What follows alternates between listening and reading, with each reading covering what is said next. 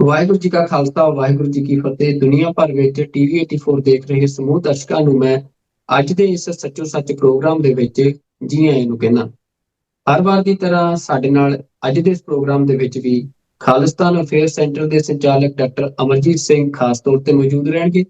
ਤੇ ਅਸੀਂ ਗੱਲਬਾਤ ਕਰਾਂਗੇ ਇਸ ਸਮੇਂ ਭਾਰਤ ਦੀ ਸਿਆਸਤ ਜਿਸ ਪਾਸੇ ਨੂੰ ਵੱਧ ਰਹੀ ਆ, ਖਾਸ ਤੌਰ ਦੇ ਉੱਤੇ ਜਿਹੜਾ ਇੱਕ ਸੁਪਨਾ ਆ ਆਰਐਸਐਸ ਦਾ ਭਾਰਤ ਨੂੰ ਐਲਾਨੀਆ ਤੌਰ ਤੇ ਹਿੰਦੂ ਰਾਸ਼ਟਰ ਬਣਾਉਣ ਦਾ, ਜਿਹਦੇ ਵਿੱਚ ਰਾਮ ਮੰਦਿਰ ਦੇ ਉੱਤੇ ਇੱਕ ਵੱਡਾ ਜਿਹੜਾ ਝੰਡਾ ਆ ਉਹ ਲਹਿਰਾਇਆ ਗਿਆ ਭਾਰਤ ਦੇ ਪ੍ਰਧਾਨ ਮੰਤਰੀ ਨਰਿੰਦਰ ਮੋਦੀ ਦੇ ਵੱਲੋਂ। ਤੇ ਨਾਲ ਹੀ ਗੁਰੂ ਤੇਗ ਬਹਾਦਰ ਪਾਤਸ਼ਾਹ ਦੀ ਲਾਸਾਨੀ ਸ਼ਹਾਦਤ ਨੂੰ ਜਿਸ ਤਰੀਕੇ ਦੇ ਨਾਲ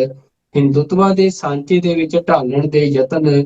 ਭਾਜਪਾ ਅਤੇ ਆਰਐਸਐਸ ਵੱਲੋਂ ਤੇ ਇੰਡੀਅਨ ਸਟੇਟ ਵੱਲੋਂ ਕੀਤੇ ਗਏ ਨੇ, ਉਹਨਾਂ ਬਾਰੇ ਵੀ ਚਰਚਾ ਕਰਾਂਗੇ। ਤੇ ਇਸ ਤੋਂ ਇਲਾਵਾ ਭਾਰਤ ਦੇ ਗੁਆਂਢ ਦੇ ਵਿੱਚ ਚੀਨ ਦੇ ਨਾਲ ਜਿਹੜੇ ਰਿਸ਼ਤੇ ਭਾਰਤ ਦੇ, ਉਸ ਸੰਬੰਧੀ ਜਿਹੜੀ ਤਬਦੀਲੀ ਪਿਛਲੇ ਕੱਲ ਅਰੁਣਾਚਲ ਪ੍ਰਦੇਸ਼ ਨਾਲ ਸੰਬੰਧਿਤ ਆਈ ਆ, ਉਹਦੇ ਬਾਰੇ ਵੀ ਗੱਲਬਾਤ ਕਰਾਂਗੇ। ਤੇ ਸਭ ਤੋਂ ਪਹਿਲਾਂ ਮੈਂ ਡਾਕਟਰ ਸਾਹਿਬ ਤੁਹਾਨੂੰ ਜੀ ਆਇਆਂ ਨੂੰ ਕਹਿਣਾ ਜੀ ਸ਼ੋਅ ਤੇ। ਵਾਹਿਗੁਰੂ ਜੀ ਕਾ ਖਾਲਸਾ, ਵਾਹਿਗੁਰੂ ਜੀ ਕੀ ਫਤਿਹ।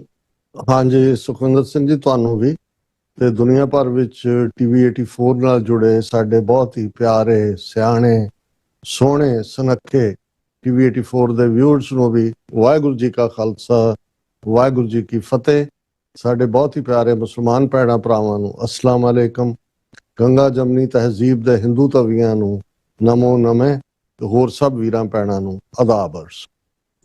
ਬਿਲਕੁਲ ਡਾਕਟਰ ਸਾਹਿਬ, ਜਿਹੜਾ ਅੱਜ ਮਸਲਾ ਸਭ ਤੋਂ ਪਹਿਲਾਂ ਮੈਂ ਵਿਚਾਰਨਾ ਚਾਹੁੰਦਾ ਕਿ ਗੁਰੂ ਤੇਗ ਬਹਾਦਰ ਪਾਤਸ਼ਾਹ ਜੀ ਦੀ ਲਾਸਾਨੀ ਸ਼ਹਾਦਤ,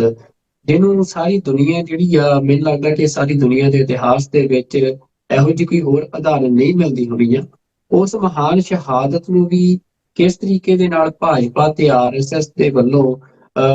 ਇੱਕ ਗਲਤ ਤਰੀਕੇ ਦੇ ਨਾਲ ਵਿਗਾੜਨ ਦੀ ਕੋਸ਼ਿਸ਼ ਕੀਤੀ ਜਾ ਰਹੀ ਹੈ ਤੇ ਵੱਡੇ ਪੱਧਰ ਤੇ ਪੈਸਾ ਵੀ ਖਰਚਿਆ ਜਾ ਰਿਹਾ ਆ। ਕਿ ਅਸੀਂ ਲਗਾਤਾਰ ਇਹ ਸਮਝਦੇ ਰਹੇ ਹਾਂ ਕਿ ਜਿਹੜਾ ਸਿੱਖੀ ਦਾ ਕੁੱਲ ਕਾਇਨਾਤ ਨੂੰ ਆਪਣੇ ਕਲਾਵੇ ਚ ਲੈਣ ਦਾ ਪਰਪੇਖ ਆ, ਗੁਰੂ ਤੇਗ ਬਹਾਦਰ ਪਾਤਸ਼ਾਹ ਦੀ ਸ਼ਹਾਦਤ ਨੂੰ ਵੀ ਸਿੱਖ ਉਸੇ ਤਰੀਕੇ ਦੇ ਨਾਲ ਸਮਝਦੇ ਰਹੇ ਆ, ਹਮੇਸ਼ਾ ਅੱਜ ਵੀ ਸਮਝਦੇ ਆ। ਪਰ ਭਾਰਤ ਦੀ ਸਟੇਟ ਤੇ ਭਾਜਪਾ ਆਰਐਸਐਸ ਦੇ ਵੱਲੋਂ ਇਹ ਕੋਸ਼ਿਸ਼ ਕੀਤੀ ਜਾ ਰਹੀ ਆ ਕਿ ਗੁਰੂ ਤੇਗ ਬਹਾਦਰ ਪਾਤਸ਼ਾਹ ਦੀ ਸ਼ਹਾਦਤ ਨੂੰ ਉਸ ਪਰਪੇਖ ਚ ਢਾਲਿਆ ਜਾਵੇ ਕਿ ਜਿੱਥੇ ਉਹ ਕਹਿੰਦੇ ਆ ਕਿ ਸਿੱਖਾਂ ਨੂੰ ਤਾਂ ਬਣਾਇਆ ਹੀ ਸਿਰਫ ਹਿੰਦੂਆਂ ਦੀ ਰਾਖੀ ਲਈ ਗਿਆ ਸੀ, ਤੇ ਗੁਰੂ ਤੇਗ ਬਹਾਦਰ ਪਾਤਸ਼ਾਹ ਨੂੰ ਵੀ ਸਿਰਫ ਉਹ ਇੱਕ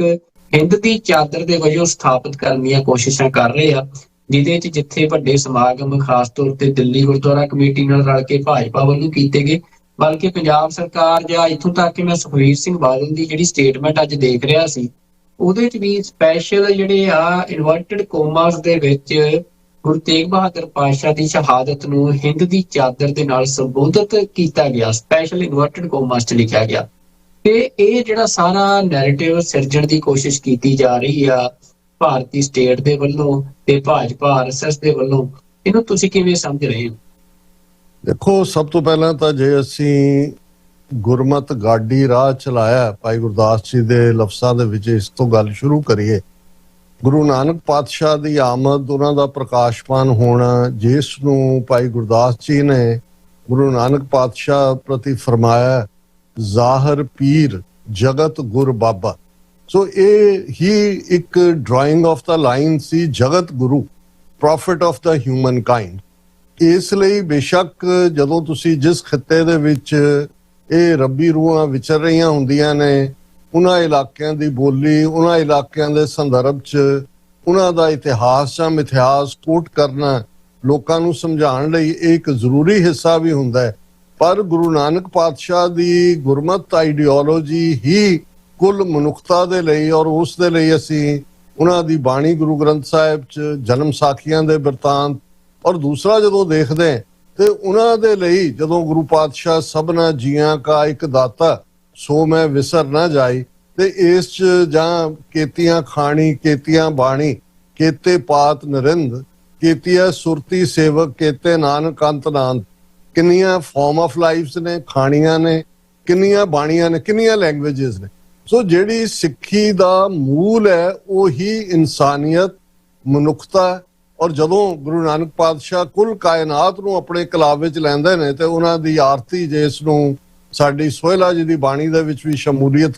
ਉਹਦੀ ਹੈ ਕਿ ਗਗਨ ਮੈਂ ਥਾਲ ਰਵ ਚੰਦ ਦੀਪਕ ਬਣੇ ਤਾਰਕਾ ਮੰਡਲ ਜਨਕ ਮੋਤੀ, ਧੂਪ ਮਲੇ ਆਣ ਲੋ ਪਵਨ ਚਵਰੋ ਕਰੇ, ਸਗਲ ਬਨ ਰਾਏ ਫੁਲੰਤ ਜੋਤੀ, ਕੈਸੀ ਆਰਤੀ ਹੋਏ ਭਵਖੰਡ ਨਾ ਤੇਰੀ ਆਰਤੀ। ਹੁਣ ਇਸ ਦੇ ਵਿੱਚ ਸਾਰਾ ਯੂਨੀਵਰਸ, ਜਾਂ ਜਦੋਂ ਅਸੀਂ ਤੂੰ ਠਾਕੁਰ ਤੁਮ ਪੈ ਅਰਦਾਸ, ਜੀਓ ਪਿੰਡ ਸਭ ਤੇਰੀ ਰਾਸ, ਹੁਣ ਇਸ ਨੂੰ ਦੇਖਦੇ ਹਾਂ ਤੇ ਫਿਰ ਇਹ ਅਸੀਂ ਦੇਖਦੇ ਹਾਂ ਕਿ ਸਗਲ ਸਮਗਰੀ ਜਾ ਕੇ ਸੂਤਰ ਧਾਰੀ, ਸਾਰੀ ਸਮਗਰੀ ਸਾਰੀ ਕਾਇਨਾਤ ਜਿਸ ਵਾਹਿਗੁਰੂ ਦੇ ਉਸ ਸੂਤਰ ਦੇ ਵਿੱਚ, ਉਸ ਸਾਂਝ ਦੇ ਵਿੱਚ ਰੱਖੀ ਹੋਈ ਹੈ। ਸੋ ਗੁਰੂ ਸਾਹਿਬਾਨ ਦੀ ਸ਼ਹਾਦਤ, ਹਾਂ ਇਹਦੇ 'ਚ ਕੋਈ ਸ਼ੱਕ ਨਹੀਂ ਹੈ, ਪਹਿਲੀ ਸ਼ਹਾਦਤ ਗੁਰੂ ਅਰਜਨ ਸਾਹਿਬ ਦੀ ਹੁੰਦੀ ਹੈ 1606 ਈਸਵੀ ਦੇ ਵਿੱਚ। ਉਸ ਨੂੰ ਅਸੀਂ ਜਦੋਂ ਅਕੀਦੇ ਦੇ ਲਿਹਾਜ਼ ਨਾਲ ਦੇਖਦੇ ਹਾਂ ਤਾਂ ਜ਼ਾਹਰ ਹੈ ਗੁਰੂ ਅਰਜਨ ਸਾਹਿਬ ਉਹਨਾਂ ਵੈਲਿਊਜ਼ ਦੇ ਲਈ ਜਿਨ੍ਹਾਂ ਦੇ ਉੱਤੇ ਗੁਰੂ ਗ੍ਰੰਥ ਸਾਹਿਬ ਦੀ ਬਾਣੀ ਜਿਹੜੀ ਹੈ ਉਹ ਖੜੀ ਹੈ, ਜਿਨ੍ਹਾਂ ਵੈਲਿਊਜ਼ ਦੇ ਉੱਤੇ ਉਹ ਗੁਰੂ ਨਾਨਕ ਪਾਤਸ਼ਾਹ ਨੇ ਬਾਬਰ ਨੂੰ ਵੰਗਾਰਿਆ ਜਾਂ ਦਿੱਲੀ ਦੇ ਹਾਕਮਾਂ ਨੂੰ ਵੰਗਾਰਿਆ, ਉਸ ਵੈਲਿਊ ਸਿਸਟਮ ਨੂੰ ਕਾਇਮ ਰੱਖਣ ਲਈ, ਉਹਦੇ 'ਚ ਕੋਈ ਉਹਦੇ ਨਾਲ ਸਮਝੌਤਾ ਨਾ ਕਰਨ ਲਈ ਜਿਹੜੀ ਹੈ ਉਹਨਾਂ ਦੀ ਸ਼ਹਾਦਤ ਹੋਈ। ਉਹਨਾਂ ਨੂੰ ਅਸੀਂ ਸ਼ਹੀਦਾਂ ਦੇ ਸਰਤਾਜ ਕਰਕੇ ਯਾਦ ਕਰਦੇ ਹਾਂ, ਕਿਉਂਕਿ ਵਰਸਟ ਫਾਰਮ ਆਫ ਟਾਰਚਰ ਹੈ ਔਰ ਪਹਿਲੇ ਸਾਡੇ ਸ਼ਹੀਦ ਗੁਰੂ ਨੇ। ਹੁਣ ਜਦੋਂ ਅਸੀਂ ਗੁਰੂ ਤੇਗ ਬਹਾਦਰ ਸਾਹਿਬ ਦੀ ਸ਼ਹਾਦਤ ਦੀ ਗੱਲ ਕਰਦੇ ਹਾਂ, ਇਸ 'ਚ ਕੋਈ ਸ਼ੱਕ ਨਹੀਂ ਹੈ ਕਿ ਉਸ ਵੇਲੇ ਜਿਹੜਾ ਮੁੱਖ ਬਾਦਸ਼ਾਹ ਹੈ ਦਿੱਲੀ ਦੇ ਤਖਤ ਦੇ ਉੱਤੇ, ਬਾਬਰ ਦੇ ਖਾਨਦਾਨ ਦਾ ਔਰੰਗਜ਼ੇਬ, ਉਸ ਦੀ ਉਹੀ ਨੀਤੀ ਹੈ। ਜਦੋਂ ਅੱਜ ਅਸੀਂ ਹਿੰਦੂਤਵੀ ਵਿਚਾਰਧਾਰਾ ਦੀ ਗੱਲ, ਜਾਂ ਜਦੋਂ ਅਸੀਂ 1920-30 ਚ ਨਾਜ਼ੀ ਵਿਚਾਰਧਾਰਾ ਦੀ ਗੱਲ ਕਰਦੇ ਹਾਂ, ਤੇ ਉਸ ਦੇ ਵਿੱਚ ਇਨਸਾਨ ਨੂੰ ਜਨਮ ਦੇ ਆਧਾਰ ਤੇ, ਉਸ ਦੇ ਵਿਸ਼ਵਾਸਾਂ ਦੇ ਆਧਾਰ ਤੇ ਉੱਚਾ ਜਾਂ ਨੀਵਾਂ ਗਰਦਾਨਣਾ ਉਹਦਾ ਹਿੱਸਾ ਸੀ। ਔਰ ਔਰੰਗਜ਼ੇਬ ਦੀ ਸੋਚ ਵੀ ਇਹੀ ਸੀ। ਔਰ ਇਸ ਦੇ ਉੱਤੇ ਅਕਸਰ ਮੈਂ ਜਦੋਂ ਭਾਈ ਸੰਤੋਖ ਸਿੰਘ ਹੋਰਾਂ ਨੂੰ ਕੋਟ ਕਰਦਾ ਕਈ ਵਾਰ, ਕਿ ਜਦੋਂ ਉਹ ਕਹਿੰਦੇ ਨੇ 10ਵੇਂ ਪਾਤਸ਼ਾਹ ਦੀ ਆਮਦ ਨੂੰ ਲੈ ਕੇ ਕਿ ਛਾਏ ਜਾਤੀ ਏਕਤਾ ਅਨੇਕਤਾ ਬਿਲੋਏ ਜਾਤੀ, ਕਿ ਔਰ ਅਖੀਰ ਚੋਂ ਕਹਿੰਦੇ ਨੇ ਸ਼੍ਰੀ ਗੁਰੂ ਗੋਬਿੰਦ ਸਿੰਘ ਪਾਵਨ ਪਰਮ ਸ਼ੂਰ, ਮੂਰਤ ਨਾ ਹੋਤੀ ਜੋ ਪੈ ਕਰਣਾ ਨਿਧਾਨ ਕੀ, ਕਿ ਜੇ ਦਇਆ ਦੇ ਖਜ਼ਾਨੇ ਗੁਰੂ ਗੋਬਿੰਦ ਸਿੰਘ ਸਾਹਿਬ ਨਾ ਹੁੰਦੇ, ਬਹਾਦਰਾਂ ਦੇ ਬਹਾਦਰ ਪਰਮ ਸ਼ੂਰ, ਤੇ ਛਾਏ ਜਾਤੀ ਏਕਤਾ ਅਨੇਕਤਾ ਬਿਲੋਏ ਜਾਤੀ, ਏਕਤਾ ਹੋ ਜਾਣੀ ਸੀ, ਅਨੇਕਤਾ ਖਤਮ ਹੋ ਜਾਣੀ ਸੀ। ਹੁਣ ਔਰੰਗਜ਼ੇਬੀ ਥਾਟ ਵੀ ਏਕਤਾ ਦਾ ਮਤਲਬ ਸੀ ਕਿ ਇੱਕ ਇਸਲਾਮ ਦੇ ਦਾਇਰੇ ਦੇ ਵਿੱਚ ਸਾਰੇ ਜਿਹੜੇ ਵੀ ਉਹਦੇ ਵਿਛੰਦੇ ਨੇ ਉਹਦੇ ਰਾਜ ਦੇ, ਉਹਨਾਂ ਨੂੰ ਲਿਆਂਦਾ ਜਾਏ। ਔਰ ਇਹੀ ਥਾਟ ਅੱਜ ਜਦੋਂ ਹਿੰਦੂਤਵੀ ਆਈਡੀਓਲੋਜੀ ਨੂੰ ਜਾਂ ਮੋਦੀ ਸਰਕਾਰ ਦੀ ਆਈਡੀਓਲੋਜੀ ਨੂੰ ਅਸੀਂ ਔਰੰਗਜ਼ੇਬੀ ਥਾਟ ਕਹਿੰਦੇ ਹਾਂ, ਜਦੋਂ ਗੁਰੂ ਤੇਗ ਬਹਾਦਰ ਸਾਹਿਬ ਨੂੰ ਟ੍ਰਿਬਿਊਟ ਦਿੰਦੇ ਆ, 10ਵੇਂ ਪਾਤਸ਼ਾਹ ਨੇ ਫਰਮਾਇਆ ਤਿਲਕ ਜੰਜੂ ਰਾਖਾ ਪ੍ਰਭ ਤਾਕਾ, ਉਹਨਾਂ ਦਾ। ਔਰ ਜ਼ਾਹਰ ਹੈ ਗੁਰੂ ਨਾਨਕ ਪਾਤਸ਼ਾਹ ਨੇ ਇਹ ਹਿੰਦੂਇਜ਼ਮ ਦਾ ਸਿੰਬੋਲਿਜ਼ਮ ਔਰ ਇਸ ਥਾਟ ਨੂੰ 10 ਸਾਲ ਦੀ ਉਮਰ ਦੇ ਵਿੱਚ ਰਿਜੈਕਟ ਕੀਤਾ ਸੀ ਕਿ ਇਹ ਜਨਊ ਜਬਰੀ ਨਹੀਂ ਪਾਉਣ ਦੇਣਾ, ਕਿਉਂਕਿ ਜਿਹੜਾ ਜਨਊ ਪਾਉਣ ਵਾਲਾ ਹੈ ਉਹ ਦਇਆ, ਸੰਤੋਖ, ਜਤ, ਸਤ ਜਿਹੜੇ ਮੁੱਢਲੇ ਗੁਣ ਨੇ ਇੱਕ ਧਰਮੀ ਬੰਦੇ ਦੇ, ਉਹਨਾਂ ਤੋਂ ਸਖਣਾ। ਔਰ ਇਹ ਹਿਪੋਕਰੇਟ ਹੈ। ਔਰ ਕਿੰਨਾ ਕੁਝ ਅਸੀਂ ਬ੍ਰਾਹਮਣਵਾਦ ਦੀ ਵਿਚਾਰਧਾਰਾ ਨੂੰ ਐਕਸਪੋਜ਼ ਕਰਦੇ ਹਾਂ ਗੁਰੂ ਨਾਨਕ ਪਾਤਸ਼ਾਹ ਦੀ ਬਾਣੀ 'ਚ ਦੇਖਦੇ। ਲੇਕਿਨ ਗੁਰੂ ਤੇਗ ਬਹਾਦਰ ਸਾਹਿਬ ਔਰੰਗਜ਼ੇਬ ਦਾ ਹੱਥ ਫੜ ਲੈਂਦੇ ਨੇ ਕਿ ਜਬਰੀ ਲਾਉਣ ਨਹੀਂ ਦੇਣਾ ਹੈ। ਹੁਣ ਇਹ ਆਪਣੇ ਆਪ ਦੇ ਵਿੱਚ ਹੀ ਜਦੋਂ 10ਵੇਂ ਪਾਤਸ਼ਾਹ ਤਿਲਕ ਜੰਜੂ ਰਾਖਾ ਪ੍ਰਭ ਤਾਕਾ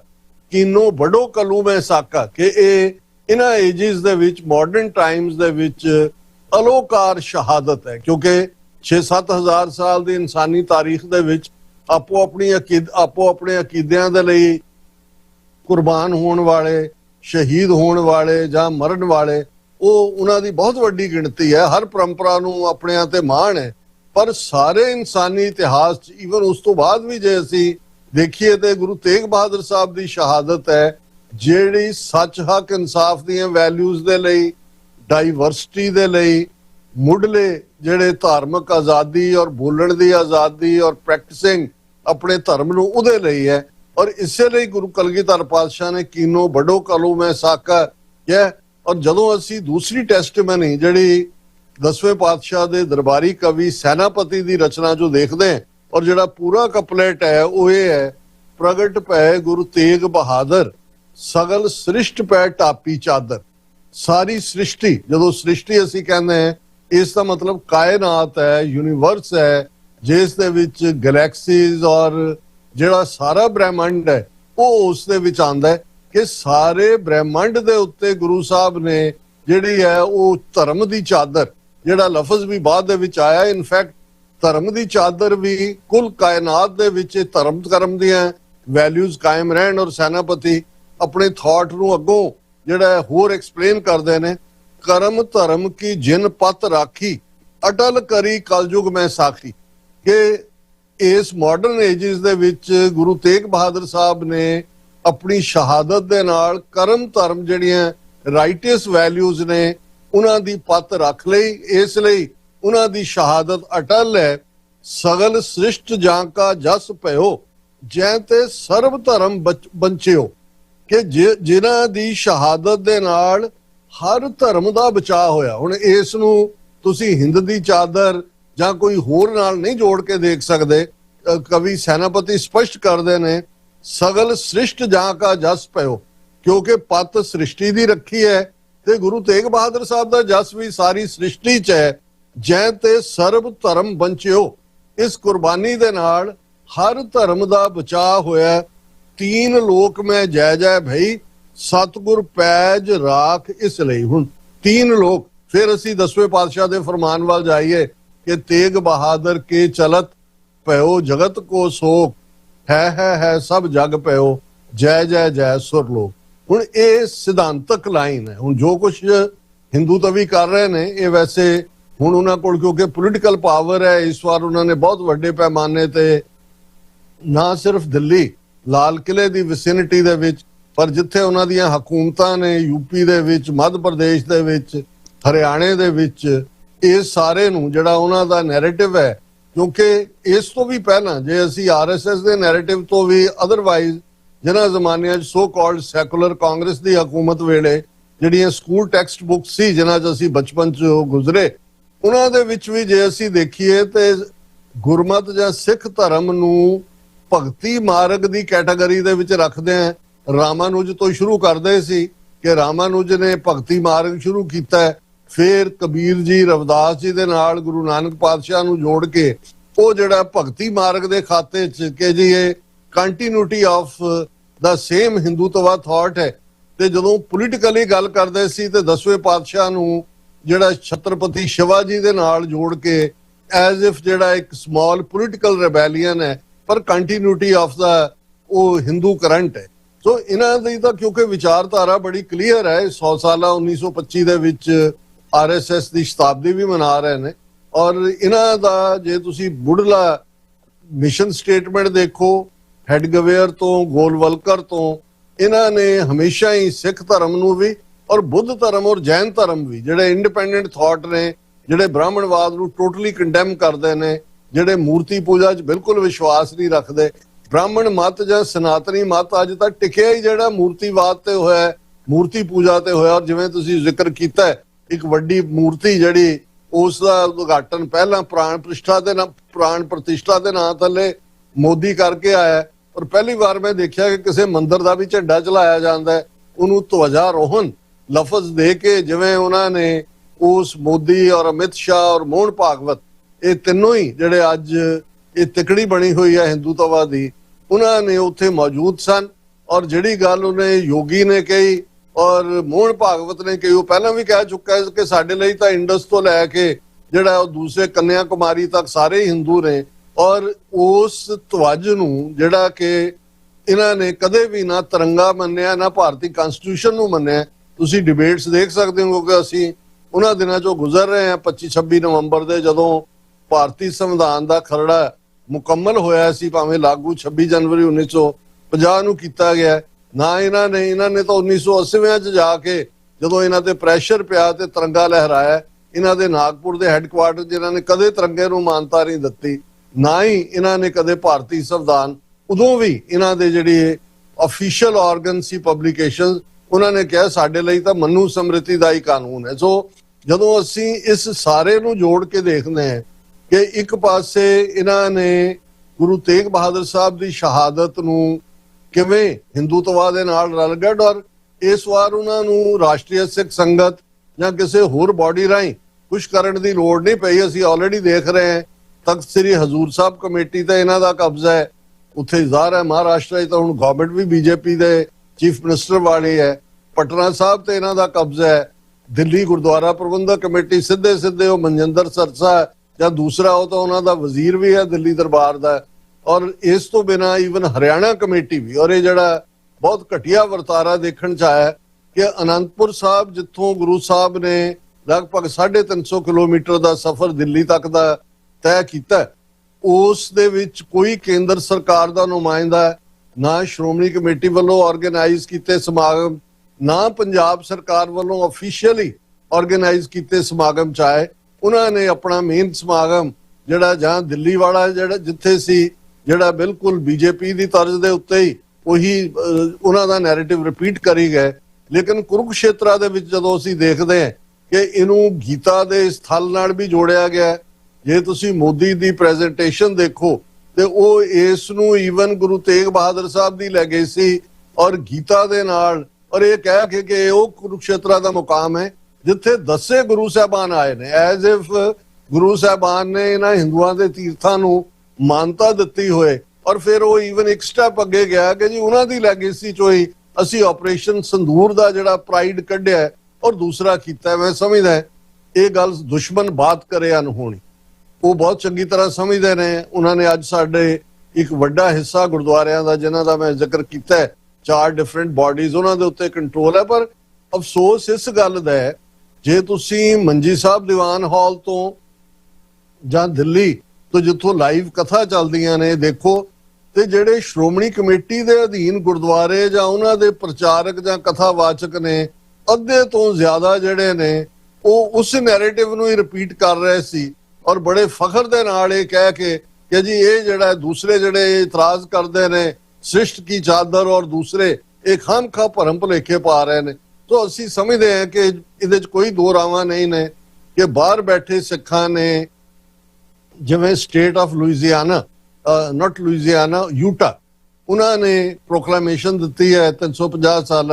ਗੁਰੂ ਤੇਗ ਬਹਾਦਰ ਸਾਹਿਬ ਦੀ ਸ਼ਹਾਦਤ ਦੇ ਉੱਤੇ। ਭਾਈ ਮਤੀ ਦਾਸ, ਭਾਈ ਸਤੀ ਦਾਸ, ਭਾਈ ਦਿਆਲਾ ਜੀ ਦਾ ਵੀ ਜ਼ਿਕਰ ਹੈ।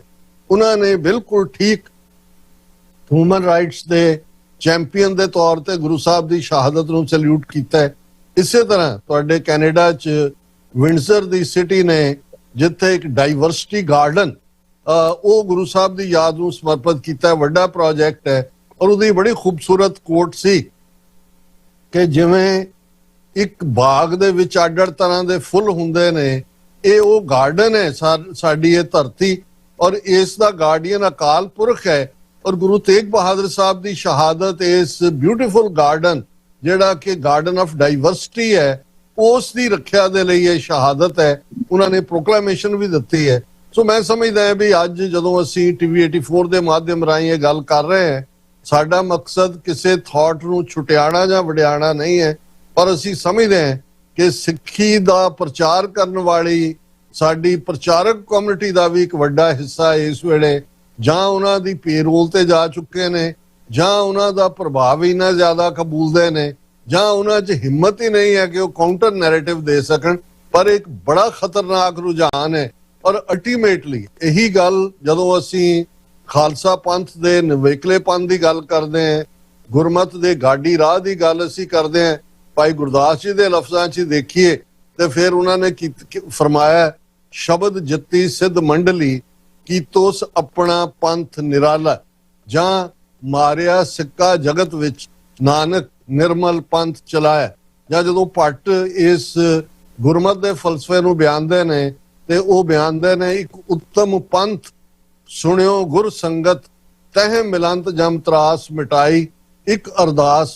ਪਾਠ ਕੀਰਤ ਕੀ ਗੁਰੂ ਰਾਮਦਾਸ ਰਾਖੋ ਸ਼ਰਣਾਈ। ਹੁਣ ਇਹ ਨਿਰਮਲ ਪੰਥ, ਇਹ ਨਵੇਕਲਾ ਪੰਥ, ਇਹ ਉੱਤਮ ਪੰਥ, ਜਿਸ ਨੂੰ ਖਾਲਸਾ ਪੰਥ ਦੇ ਰੂਪ 'ਚ, ਔਰ ਜੇ ਇਹਨਾਂ ਦਾ ਹਿੰਦੂਤਵੀਆਂ ਦਾ ਕਿਰਦਾਰ ਦੇਖਣਾ ਹੋਏ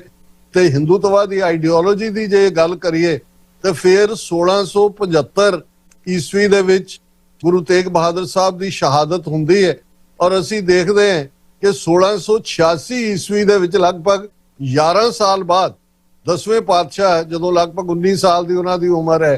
ਤੇ ਉਹ ਭੰਗਾਣੀ ਦਾ ਯੁੱਧ ਲੜਦੇ ਨੇ, ਜਿਹਦੇ 'ਚ ਕਿ 22 ਧਾਰ ਦੇ ਸਾਰੇ ਪਹਾੜੀ ਰਾਜੇ, ਉਦੋਂ ਅਜੇ ਖਾਲਸਾ ਪੰਥ ਪ੍ਰਗਟ ਨਹੀਂ ਹੋਇਆ, ਸਾਰੇ ਪਹਾੜੀ ਰਾਜੇ ਉਸ ਵਿਚਾਰਧਾਰਾ ਨੂੰ ਕੁਚਲਣ ਲਈ ਆ ਜਾਂਦੇ ਨੇ। ਤਾਂ ਇਸ ਤੋਂ ਵੱਡਾ ਔਰ ਇਹਨਾਂ ਦਾ ਸਾਰਾ ਇਤਿਹਾਸ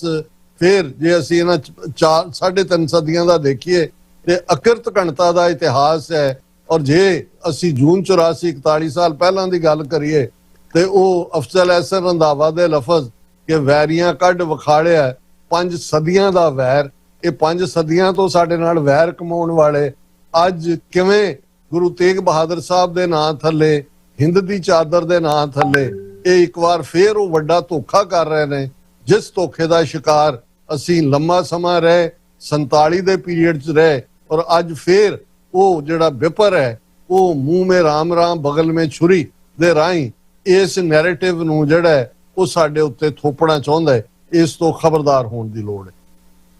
ਬਿਲਕੁਲ ਡਾਕਟਰ ਸਾਹਿਬ, ਤੁਸੀਂ ਬੜਾ ਜਿਹੜਾ ਗੁਰਬਾਣੀ ਦੇ ਆਧਾਰ ਤੇ, ਸਿੱਖ ਇਤਿਹਾਸ ਤੇ ਸਿੱਖ ਲਿਖਤਾਂ ਦੇ ਆਧਾਰ ਤੇ ਗੱਲ ਸਥਾਪਿਤ ਕੀਤੀ ਆ ਕਿ ਕਿਵੇਂ ਜਿਹੜਾ ਇਹ ਨੈਰੇਟਿਵ ਆ, ਇਹ ਜਿਹੜਾ ਉਹਨਾਂ ਦਾ ਪੋਲੀਟੀਕਲ ਜਿਹੜੀ ਐਸਪੀਰੇਸ਼ਨ ਆ ਹਿੰਦੂ ਰਾਸ਼ਟਰ ਦੀ, ਉਹਦੇ ਵਿੱਚ ਸਿੱਖਾਂ ਨੂੰ ਜਜ਼ਬ ਕਰਨ ਦੀ ਨੀਤੀ ਦਾ ਹੀ ਹਿੱਸਾ ਆ ਤੇ ਸਿੱਖਾਂ ਨੂੰ ਇਸ ਤੋਂ ਸੁਚੇਤ ਰਹਿਣਾ ਚਾਹੀਦਾ, ਸਾਵਧਾਨ ਰਹਿਣਾ ਚਾਹੀਦਾ ਹੈ।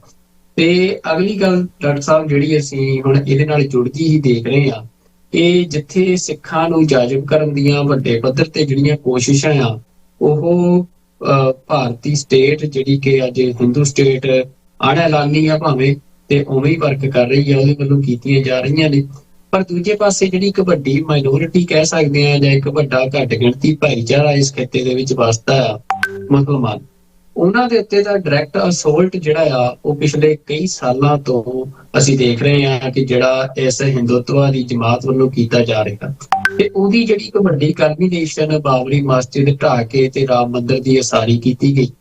ਤੇ ਹੁਣ ਰਾਮ ਮੰਦਿਰ ਦੀ ਉਸਾਰੀ ਤੋਂ ਬਾਅਦ ਉੱਥੇ ਜਿਵੇਂ ਤੁਸੀਂ ਪਹਿਲਾਂ ਵੀ ਜ਼ਿਕਰ ਕੀਤਾ, ਜਿਹੜਾ ਉਹ ਇੱਕ ਧਰਮ ਧਵਜ ਜਿਹਨੂੰ ਕਿਹਾ ਗਿਆ ਜਾਂ ਝੰਡਾ ਲਹਿਰਾਇਆ ਗਿਆ, ਜਿਹਦੇ ਤੇ ਮੈਨੂੰ ਲੱਗਦਾ ਕਿ ਸੂਰਿਆਵੰਸ਼ੀ ਜਿਹੜਾ ਇਹਨਾਂ ਦਾ ਇਨਸਿਗਨੀਆ ਆ ਉਹ ਉਕਰਿਆ ਤੇ ਓਮ ਉਕਰਿਆ, ਹੋਰ ਬੜਾ ਕੁਛ ਆ। ਉਹ ਜੇ ਮੈਂ ਉਹਦੀ ਹਾਈਟ ਵੀ ਆਪਣੇ ਦਰਸ਼ਕਾਂ ਦੇ ਨਾਲ ਸਾਂਝੀ ਕਰਦਾ ਤਾਂ ਮੈਂ ਇੱਥੇ ਦੇਖ ਰਿਹਾ ਸੀ ਕਿ ਲਗਭਗ ਮੈਂ ਹੁਣ ਹਾਈਟ ਮੈਨੂੰ ਕਈ 100 ਫੁੱਟ ਜਿਹੜੀ ਉਹ ਹਾਈਟ ਆ ਉਹ ਦੱਸ ਰਹੇ ਆ ਕਿ ਉਹਦੀ ਹੈਗੀ ਹੈ ਜਿੱਥੇ ਉਹਨੂੰ ਲਹਿਰਾਇਆ ਗਿਆ ਆ। ਤੇ ਇਹ ਜਿਹੜਾ ਡਾਕਟਰ ਸਾਹਿਬ ਜਿਹੜੀ ਸਿੰਪਲਾਈਜੇਸ਼ਨ ਆ ਤੇ ਜਿਹਦੇ ਚ ਮਤਲਬ ਉਹਨਾਂ ਦੀ ਜਿਹੜੀ ਸਟੇਟਮੈਂਟ ਆ ਮੋਦੀ ਦੀ, ਉਹ ਉੱਥੇ ਹੀ ਕਹਿ ਰਿਹਾ ਕਿ ਅਸੀਂ ਜਿਹੜੀ ਸਾਡੀ ਸਦੀਆਂ ਦੀ ਕਹਿੰਦਾ ਵੀ ਐਸਪੀਰੇਸ਼ਨ ਸੀ, ਇਹ ਉਹਦੇ ਪ੍ਰਗਟਾਵਾ ਆ ਇਹ ਜਿਹੜਾ ਝੰਡਾ ਆ ਉਹਦਾ। ਤੇ ਉਹਦੀ ਸਟੇਟਮੈਂਟ ਆਪਣੇ ਆਪ ਦੇ ਵਿੱਚ ਇੱਕ ਪੋਲੀਟੀਕਲ ਮੈਸੇਜ ਹੀ ਕਨਵੇ ਕਰ ਰਹੀ ਹੈ ਨਰਿੰਦਰ ਮੋਦੀ ਦੀ ਜਿਹੜੀ ਇੱਥੇ ਸਟੇਟਮੈਂਟ ਆ, ਜਿਹਦੇ ਤੋਂ ਇਹ ਇਸ਼ਾਰਾ ਲੱਗ ਰਿਹਾ ਕਿ ਜਿਵੇਂ ਜਿਹੜੀ ਉਹ ਹਿੰਦੂ ਰਾਸ਼ਟਰ ਜਿਹੜੀ ਉਹਦੀ ਸਥਾਪਤੀ ਕਰਨੀ ਚਾਹੁੰਦੇ ਆ, ਇਹ ਉਹਦੇ ਚ ਇੱਕ ਉਹਦਾ ਹੀ ਜਿਹੜਾ ਸਿੰਬਲ ਆ, ਇਹ ਉਹਦੇ ਵਾਂਗ ਇਹ ਜਿਹੜੀ ਸਾਰੀ ਕਾਰਵਾਈ ਜਾਂ ਇਹ ਜਿਹੜਾ ਪ੍ਰੋਗਰਾਮ ਕੀਤਾ ਗਿਆ ਆ। ਤਾਂ ਇਹਨੂੰ ਤੁਸੀਂ ਕਿਵੇਂ ਦੇਖ ਰਹੇ ਹੋ ਕਿ ਭਾਰਤੀ ਰਾਜ, ਇੰਡੀਅਨ ਸਟੇਟ ਤੇ ਭਾਜਪਾ RSS ਹੁਣ ਹੋਰ ਕਰੀਬ ਆ ਗਈ ਆ ਭਾਰਤ ਨੂੰ ਐਲਾਨੀਆ ਤੌਰ ਤੇ ਹਿੰਦੂ ਰਾਸ਼ਟਰ ਬਣਾਉਣ ਦੇ? ਦੇਖੋ, ਇਸ ਗੱਲ ਦਾ ਧਿਆਨ ਰਹੇ ਵੀ ਲਫ਼ਜ਼ ਹਿੰਦੂਤਵਾ ਇਹ ਸਾਵਰਕਰ ਨੇ ਦਿੱਤਾ ਹੈ। ਸਾਵਰਕਰ ਕੋਈ ਮੂਰਤੀ ਪੂਜਕ ਨਹੀਂ ਸੀ, ਕੁਝ ਹਾਲਾਤਾਂ 'ਚੋਂ ਈਵਨ ਨਾਸਤਿਕਤਾ ਦੇ ਨੇੜੇ ਹੈ। ਪਰ ਇੱਕ ਗੱਲ ਬਾਰੇ ਉਹ ਬੜਾ ਕਲੀਅਰ ਸੀ ਕਿ ਜਿਨ੍ਹਾਂ ਮਜ਼ਹਬਾਂ ਦੀ ਪੁੰਨਿਆ ਭੂਮੀ ਪਵਿੱਤਰ ਧਰਤੀ ਭਾਰਤ ਆਰੀਆਵਰਤ ਨਹੀਂ ਹੈ, ਜਿਨ੍ਹਾਂ ਦੇ ਵਿੱਚ ਮੁੱਖ ਤੌਰ ਤੇ ਇਸਲਾਮ ਔਰ ਈਸਾਈਅਤ ਇਹ ਦੋ ਧਰਮ ਆਉਂਦੇ ਨੇ, ਉਹਨਾਂ ਦੇ ਸਾਹਮਣੇ ਦੋ ਹੀ ਚੋਇਸਿਸ ਨੇ, ਐਨਾਹੀਲੇਟ ਔਰ ਐਸਿਮੀਲੇਟ, ਕਿ ਵੀ ਜਾਂ ਤਬਾਹ ਹੋਣ ਲਈ ਤਿਆਰ ਹੋਵੋ ਤੇ ਜਾਂ ਵਿਚਾਲੇ ਜਜ਼ਬ ਹੋ ਜਾਓ। ਔਰ ਸਿੱਖ, ਬੌਧ, ਜੈਨ ਉਹਨਾਂ ਨੂੰ ਉਹ ਹਿੰਦੂ ਸਮੁੰਦਰ ਦੀਆਂ ਲਹਿਰਾਂ ਕਹਿੰਦਾ ਸੀ ਕਿ ਵੀ ਇਹ ਹਿੱਸੇ ਚੋਂ ਹੀ ਉੱਠੀਆਂ ਨੇ, ਇਹਦੇ 'ਚ ਇਹਨਾਂ ਨੇ ਸਮਾ ਜਾਣਾ। ਔਰ ਉਹਨਾਂ ਨੂੰ ਜਜ਼ਬ ਕਰਨ ਦੇ ਲਈ ਜੇ ਕਹਿਣਾ ਹੋਏ ਕਿ ਡੈਥ ਕਿਸ, ਜਿਹਦੇ ਲਈ ਲਫ਼ਜ਼ ਕਦੇ ਯੂਰਪ ਦੇ ਵਿੱਚ ਇਸਤੇਮਾਲ ਹੁੰਦਾ ਸੀ, ਇਹ ਪਾਰਟ ਸੀ ਕਿ ਜੀ ਸਿੱਖ ਬਹੁਤ ਬਹਾਦਰ ਨੇ, ਇਹ ਤਾਂ ਜਿਹੜੇ ਸਾਡੀ ਖੜਕਤਾਰੀ ਬਾਂਹ ਨੇ ਔਰ ਇਹ ਹਿੰਦੂ ਧਰਮ ਦੀ ਰੱਖਿਆ ਲਈ ਆਏ, ਇਹ ਡੈਥ ਕੇਸ ਹੈ। ਬੋਧੀਆਂ ਦੇ ਮਾਮਲੇ 'ਚ ਜਿਸ ਬੁੱਧ ਨੇ ਸਾਰੀ ਉਮਰ ਬ੍ਰਾਹਮਣਵਾਦ ਦੇ ਖਿਲਾਫ ਜਿਹੜਾ ਝੰਡਾ ਚੁੱਕਿਆ, ਉਹਨੂੰ ਵੀ ਤੁਸੀਂ ਵਿਸ਼ਨੂੰ ਦਾ ਅਵਤਾਰ ਬਣਾ ਦਿਓ ਤੇ ਉਹਦੀ ਮੂਰਤੀ ਵੀ ਰੱਖ ਦਿਓ, ਇਹ ਉਸੇ ਹੀ ਵੈਪਨ ਨਾਲ ਉਹਨੂੰ ਕਿਲ ਕਰੋ। ਤੇ ਜੈਨੀਆਂ ਨੂੰ ਤਾਂ ਇਹਨਾਂ ਨੇ ਬਿਲਕੁਲ ਹੀ ਆਪਣੇ ਆਪ ਦੇ ਵਿੱਚ ਜਜ਼ਬ ਕਰ ਲਿਆ। ਹੁਣ ਇਹੀ ਥਾਟ, ਕਿਉਂਕਿ ਪੋਲੀਟੀਕਲ ਆਈਡੀਓਲੋਜੀ ਨੂੰ ਦੂਸਰੇ ਪਾਸੇ RSS ਜਿਹਨੂੰ ਹੈਡਗਵੇਅਰ ਨੇ ਫਾਊਂਡ ਕੀਤਾ ਹੈ ਐਜ਼ ਏ ਸਮਾਜਿਕ ਸੰਸਥਾ, ਹੁਣ ਵੀ ਮੋਹਨ ਭਾਗਵਤ ਨੇ ਕਿਹਾ ਜੀ ਸਾਡੀ ਕੋਈ ਰਜਿਸਟਰਡ ਬਾਡੀ ਨਹੀਂ ਹੈ, ਮੈਂਬਰਸ ਕਿੰਨੇ ਨੇ, ਕੋਈ ਨਹੀਂ ਹੈ, ਕੋਈ ਤੁਹਾਨੂੰ ਉਹਨਾਂ ਦਾ ਮਿਸ਼ਨ ਸਟੇਟਮੈਂਟ ਜਾਂ ਕਿਉਂਕਿ ਰਜਿਸਟ੍ਰੇਸ਼ਨ ਜਦੋਂ ਤੁਸੀਂ ਕਰਵਾਉਂਦੇ ਹੋ ਉਦੋਂ ਤਾਂ ਨਜ਼ਰ ਆ ਰਿਹਾ ਹੁੰਦਾ ਹੈ, ਪਰ ਉਹਨਾਂ ਜੇ ਤੁਸੀਂ ਬੰਚ ਆਫ ਥਾਟਸ ਗੋਲਵਲਕਰ ਦਾ ਪੜ੍ਹਦੇ ਹੋ ਤੇ ਉਹੀ ਥਾਟ ਹੈ। ਹਾਲਾਂ ਸਾਵਰਕਰ ਕਦੇ ਆਰਐਸਐਸ ਦਾ ਮੁਖੀ ਨਹੀਂ ਰਿਹਾ ਔਰ ਹਿੰਦੂ ਮਹਾਸਭਾ ਜਿਹੜੀ ਕਿ ਮਦਨ ਮੋਹਨ ਮਾਲਵੀਆ ਨੇ ਬਣਾਈ, ਜਿਹੜਾ ਕਾਂਗਰਸ ਦਾ ਲੀਡਰ ਸੀ, ਪ੍ਰੋਮਿਨੈਂਟ ਲੰਡਨ ਰਿਟਰਨਡ ਵਕੀਲ ਸੀ, ਸਾਵਰਕਰ ਹਿੰਦੂ ਮਹਾਸਭਾ ਦਾ ਪ੍ਰੈਜ਼ੀਡੈਂਟ ਰਿਹਾ। ਔਰ ਇਹ ਦੋਨੋਂ ਸੰਸਥਾਵਾਂ, ਹਿੰਦੂ ਮਹਾਸਭਾ 47 ਤੋਂ ਬਾਅਦ ਐਜ਼ ਏ ਪੋਲੀਟੀਕਲ ਐਂਟੀਟੀ, ਔਰ ਬਹੁਤ ਘੱਟ ਲੋਕਾਂ ਨੂੰ ਪਤਾ ਹੋਏਗਾ ਕਿ ਪਾਕਿਸਤਾਨ ਬਣਾਉਣ ਦਾ ਮਤਾ ਸਭ ਤੋਂ ਪਹਿਲਾਂ ਸਿੰਧ ਅਸੈਂਬਲੀ ਨੇ ਲਿਆਂਦਾ ਸੀ ਸਾਹਮਣੇ, ਔਰ ਉਹਨਾਂ ਨੂੰ ਉਸ ਮਤੇ ਦੀ ਹਮਾਇਤ ਹਿੰਦੂ ਮਹਾਸਭਾ ਦੇ ਇਲੈਕਟਡ ਨੁਮਾਇੰਦੇ ਸੀ ਸਿੰਧ ਦੀ ਅਸੈਂਬਲੀ ਦੇ ਵਿੱਚ, ਉਹਨਾਂ ਨੇ ਸਪੋਰਟ ਕੀਤੀ ਸੀ। ਕਿਉਂਕਿ ਸਾਵਰਕਰ ਨੇ ਹਮੇਸ਼ਾ ਹੀ, ਬੇਸ਼ੱਕ ਬਹੁਤ ਵਾਰ ਕਾਇਦੇ ਆਜ਼ਮ ਮੁਹੰਮਦ ਅਲੀ ਜਿਨ੍ਹਾਂ ਨੂੰ ਇਹ ਦੋਸ਼ ਦਿੱਤਾ ਜਾਂਦਾ ਹੈ ਕਿ ਜੀ ਉਹਨਾਂ ਨੇ ਟੂ ਨੇਸ਼ਨ ਥਿਊਰੀ ਦਿੱਤੀ, ਬਿਲਕੁਲ ਗਲਤ ਹੈ। ਇਹ ਤੁਸੀਂ ਲਾਜਪਤ ਰਾਏ ਦੀਆਂ ਲਿਖਤਾਂ ਜੋ ਦੇਖ ਸਕਦੇ ਹੋ, ਕਿਉਂਕਿ ਉਹ ਵੀ ਸਮਕਾਲੀ ਹੈ। ਸਾਵਰਕਰ ਨੇ ਹਿੰਦੂਤਵਾਰੋ ਐਨਾਹੀਲੇਟ ਔਰ ਅਸਿਮੀਲੇਟ ਇਸ ਫਾਰਮੂਲੇ ਦੇ ਉੱਤੇ ਉਹਨਾਂ ਨੇ ਕੰਮ ਕੀਤਾ ਹੈ। ਔਰ ਨਥੂਰਾਮ ਗੋਡਸੇ ਸਿੱਧੇ ਤੌਰ ਦੇ ਉੱਤੇ ਇਹਦੇ ਸਾਵਰਕਰ ਦੇ ਨਾਲ ਜੁੜਿਆ ਹੋਇਆ ਸੀ। ਸਾਵਰਕਰ ਗਾਂਧੀ ਮਰਡਰ ਕੇਸ ਕਈ ਸਾਲ ਅੰਦਰ ਰਿਹਾ, ਪਰ ਕ੍ਰੈਡੀਬਲ ਐਵੀਡੈਂਸ ਨਾ ਹੋਣ ਕਰਕੇ ਉਹ ਛੁੱਟ ਗਿਆ ਸੀ। ਫਿਰ ਹਿੰਦੂ ਮਹਾਸਭਾ ਦੀ ਪੋਲੀਟੀਕਲ ਬਾਡੀ ਦਾ ਐਂਡ ਹੋਇਆ ਔਰ ਆਰਐਸਐਸ ਨੇ ਆਪਣਾ ਪੋਲੀਟੀਕਲ ਵਿੰਗ ਭਾਰਤੀ ਜਨਸੰਘ ਦੇ ਨਾਂ ਥੱਲੇ ਫਲੋਟ ਕੀਤਾ 1950s ਦੇ ਵਿੱਚ। ਔਰ ਸ਼ਾਮਾ ਪ੍ਰਸਾਦ ਮੁਖਰਜੀ ਜਿਹੜਾ ਨਹਿਰੂ ਦੀ ਕੈਬਨਿਟ ਦੇ ਵਿੱਚ ਪਹਿਲਾ ਮਿਨਿਸਟਰ ਵੀ ਰਿਹਾ ਸੀ,